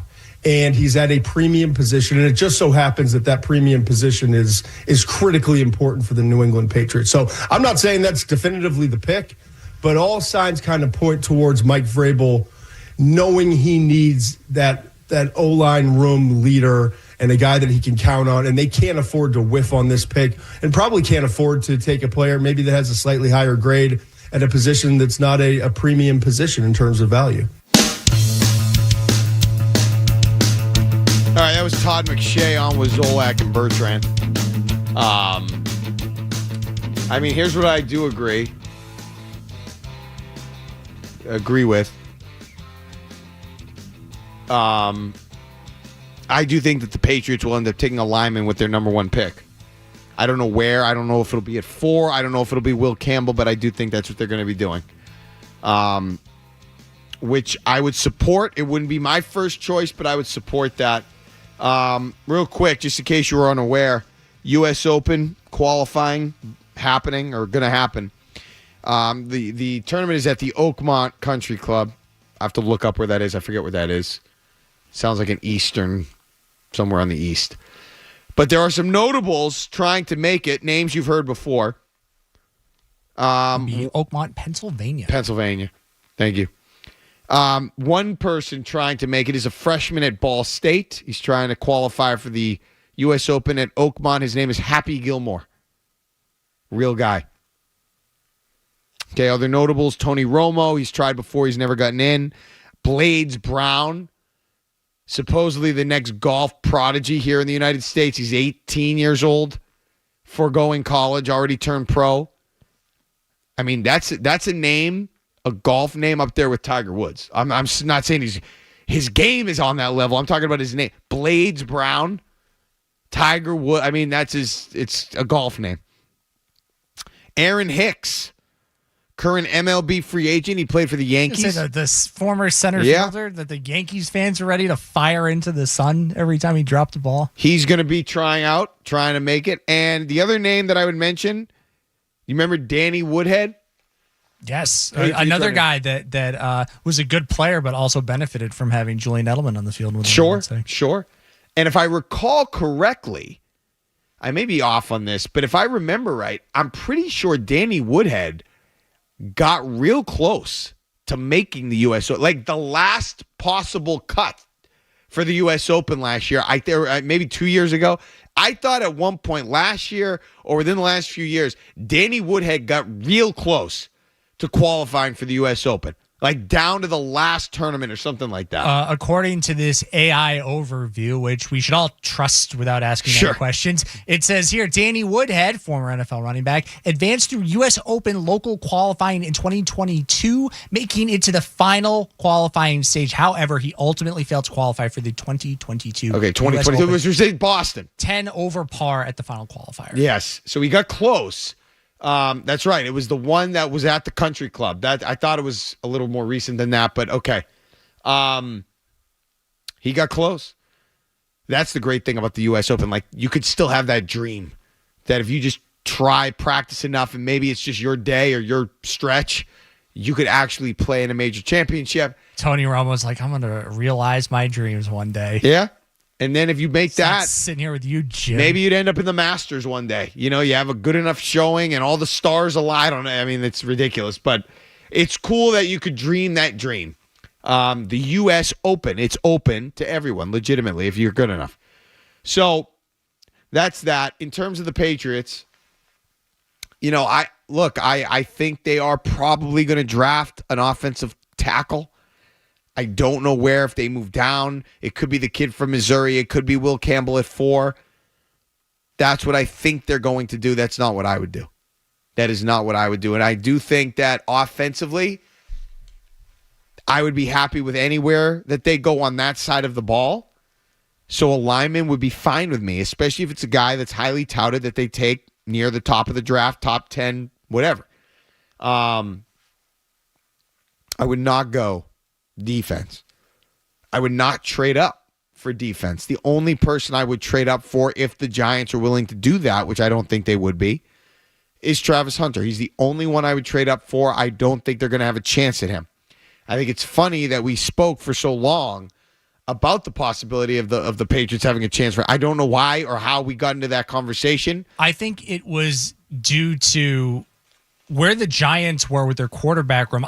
We had the conversation about a month ago. Yeah, it was before the Russell Wilson and all that. It seemed like, okay, they might feel like they don't have their quarterback this year. They'll go get him next year. And I think at the time, the Haslams hadn't made their statement about Deshaun Watson basically blowing up in their face while he was still on the team. So it kind of felt like they were, you know, maybe going to go quarterback there as well, combined with the fact that Shedeur Sanders seems to be sliding down the mock drafts. I think that's how it became like a real possibility. Like, oh, this guy might actually be there. Now it's feeling more likely that neither one of these guys are going to be there. Well, I mean, didn't Shedeur Sanders wear like Giants cleats to the bowl game or something like that? Yeah, one of the Colorado kids. So there was all the narrative that he was going to be a New York Giant, going to play in the big city. There was the narrative that was out there that Myles Garrett was going to be teamed up with Abdul Carter and they were going to have this vaunted pass rush. And then that the Giants, I'm sorry, we already spoke about the Giants, that the Titans were going to take Cam Ward. But the Abdul Carter, I think, also had the some social media whatever of him as like Lawrence Taylor. Like, that I could be that next thing. Okay. Cryptic athlete BS, but we're gonna read into it because the draft is so close. We can only talk about Kelvin Banks and Will Campbell for so much. But at least at that time, about a month ago, it seems like it could happen. It does not feel like that. Not at all. Though. Not at all. It feels like they have the apple of the eye of the draft is Travis Hunter. That's the person that ultimately people are going to want other than Tennessee because they need the quarterback. And I don't think there's a chance. Not a chance he falls to the Patriots. No. It's a small chance. No, not a chance. This is the reality that we have to live in now. It's the reality we had been in all along where, God, if you lose that last game to the Buffalo Bills, we're not even talking about this. Oh, my God, the discussion, the discourse, and everything around the draft is so different if they lose that game. But instead, we're in this timeline where they have the number 4 pick in a weak draft and they have positions of need, and all the guys that would be awesome to take are not going to be there, and you're probably going to have to settle for Will Campbell. I would have been interested to know or to see what they would have done had they had the number 1 pick. That would have been a very interesting, because do you trade out? Why, if you're Tennessee, why would you trade knowing? I mean, I guess maybe the Giants could have been, depending on, but why would you trade and risk if you want Travis Hunter? Why would you risk losing him just to make a trade? And those teams know you're not taking a quarterback, so that would have been interesting to see what they would have done. Would they have had the onions, the stones to take Travis Hunter 1 overall? I don't know, but we're never gonna. It doesn't matter. So, I mean, what? Thanks, Joe Milton. Yeah, I mean, I put that more. Oh, that was Sean McDermott. Sean McDermott played that perfectly. He played it perfectly. They were not. They being the Buffalo Bills were not about to let the Patriots get the number 1 pick. But they absolutely outclassed you when it came to sucking on the football. Gerard Mayo should have been gone. He should have been gone. They knew he was gone. They should have made him go. That's what they should have done, and that would have sent the message clear to the team. We are not in this to win. We are not in this to get. I mean, look, I'm sorry. You don't want to. I'm not a tanking guy. But when you talk about being able to get the number 1 pick, when you're already 3-13, like you should, and you just got to lose one more they game. should have had Jaden Daniels. He should be a Patriot. And I like Drake May, but Jaden Daniels should be a Patriot. You lost to them last year at Foxborough, and they still had a better draft pick than you. Disgusting. I think a lot of people, if that had happened, and we live in that fun reality where the Patriots have the number 1 draft pick, I absolutely think a lot of people would go get Travis Hunter. You've got your quarterback figured out. You don't need to, and maybe that's the Titans might turn around and fool everybody. I think Cam Ward had a nice year. I think if Cam Ward had other quarterbacks coming out around him, I don't know if he's the consensus number 1 pick. I think there's far more appeal with a Travis Hunter. I think there's more appeal with Abdul Carter. But as it stands right now, those are the top 3 guys in the draft. And as Todd McShay said, there's nothing wrong with the Will Campbell stuff is so funny because he is in this percentile of human beings. That's like a freak athlete. Yep. But because his arms are just a little bit shorter than everybody else's. You got guys on NBC Sports Boston. You got guys at this station do a little T-Rex arms and everything. I'm like, no, he is an outstanding athlete. He just has short arms for the position. But as Todd McShay said, look, he's a good player, but he's just probably in that next tier, which is unfortunately the most important tier I think that the Patriots need to solve. If you deem that another player, Tyler Warren, is worthy of a pick at that spot or in that range, I would do it. I would not be upset if they draft Will Campbell. If they believe that Warren or Campbell is definitely the 4th most talented player in this draft, then I don't know why you would let that slide. If they believe it, if they really believe that one of those guys is, without a doubt, the number 4 most talented player coming out in the draft, of course you take him. Of course you take him. I'll take my chances with the arms. And the other thing about Travis Hunter that's not doing the Patriots any favors, coming off of the year and playoff that Saquon Barkley just had, not because you're talking about a flashy athlete, playmaker that does all the different things, and he's so dynamic. That's exactly what Hunter is said to be.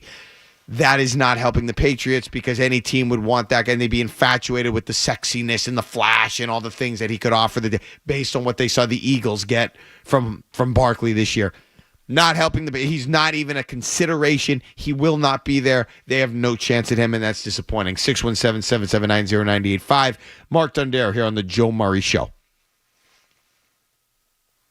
Essential Sports Hub headline presented by Celsius Energy Drinks. The Red Sox, they were off tonight. They won 1-0 last night over the Rays. Boston will welcome in the Chicago White Sox for a 4-game series beginning on Friday. It'll be Hunter Dobbins on the mound for the Sox. Boston opposite the White Sox, Martin Perez. The Celtics, they have their first-round opponent for the NBA playoffs. It'll be the Magic. They're going to visit TD Garden for Game 1 beginning Easter Sunday at 3:30. NBA play-in tournament resumes on Friday. The Heat will play the Hawks in Atlanta for the right to play the Cavs in the first round. While in the West, it'll be the Mavericks visiting the Grizzlies. That's a late game on Friday night with the winner destined for Oklahoma City. Finally, Aaron Rodgers told Pat McAfee on his show today that he's still unsure about his NFL future, but that he has had good meetings with multiple teams, those teams including the Giants, the Vikings, and the Steelers. Sports Hub headlines brought to you by Safety Insurance, providing comprehensive coverage for your auto, home, and business. Ask your independent agent about safety. I'm Mark Dondero for Boston's Home for Sports, 98.5, the Sports Hub. More Joe Murray coming up on the Sports Hub.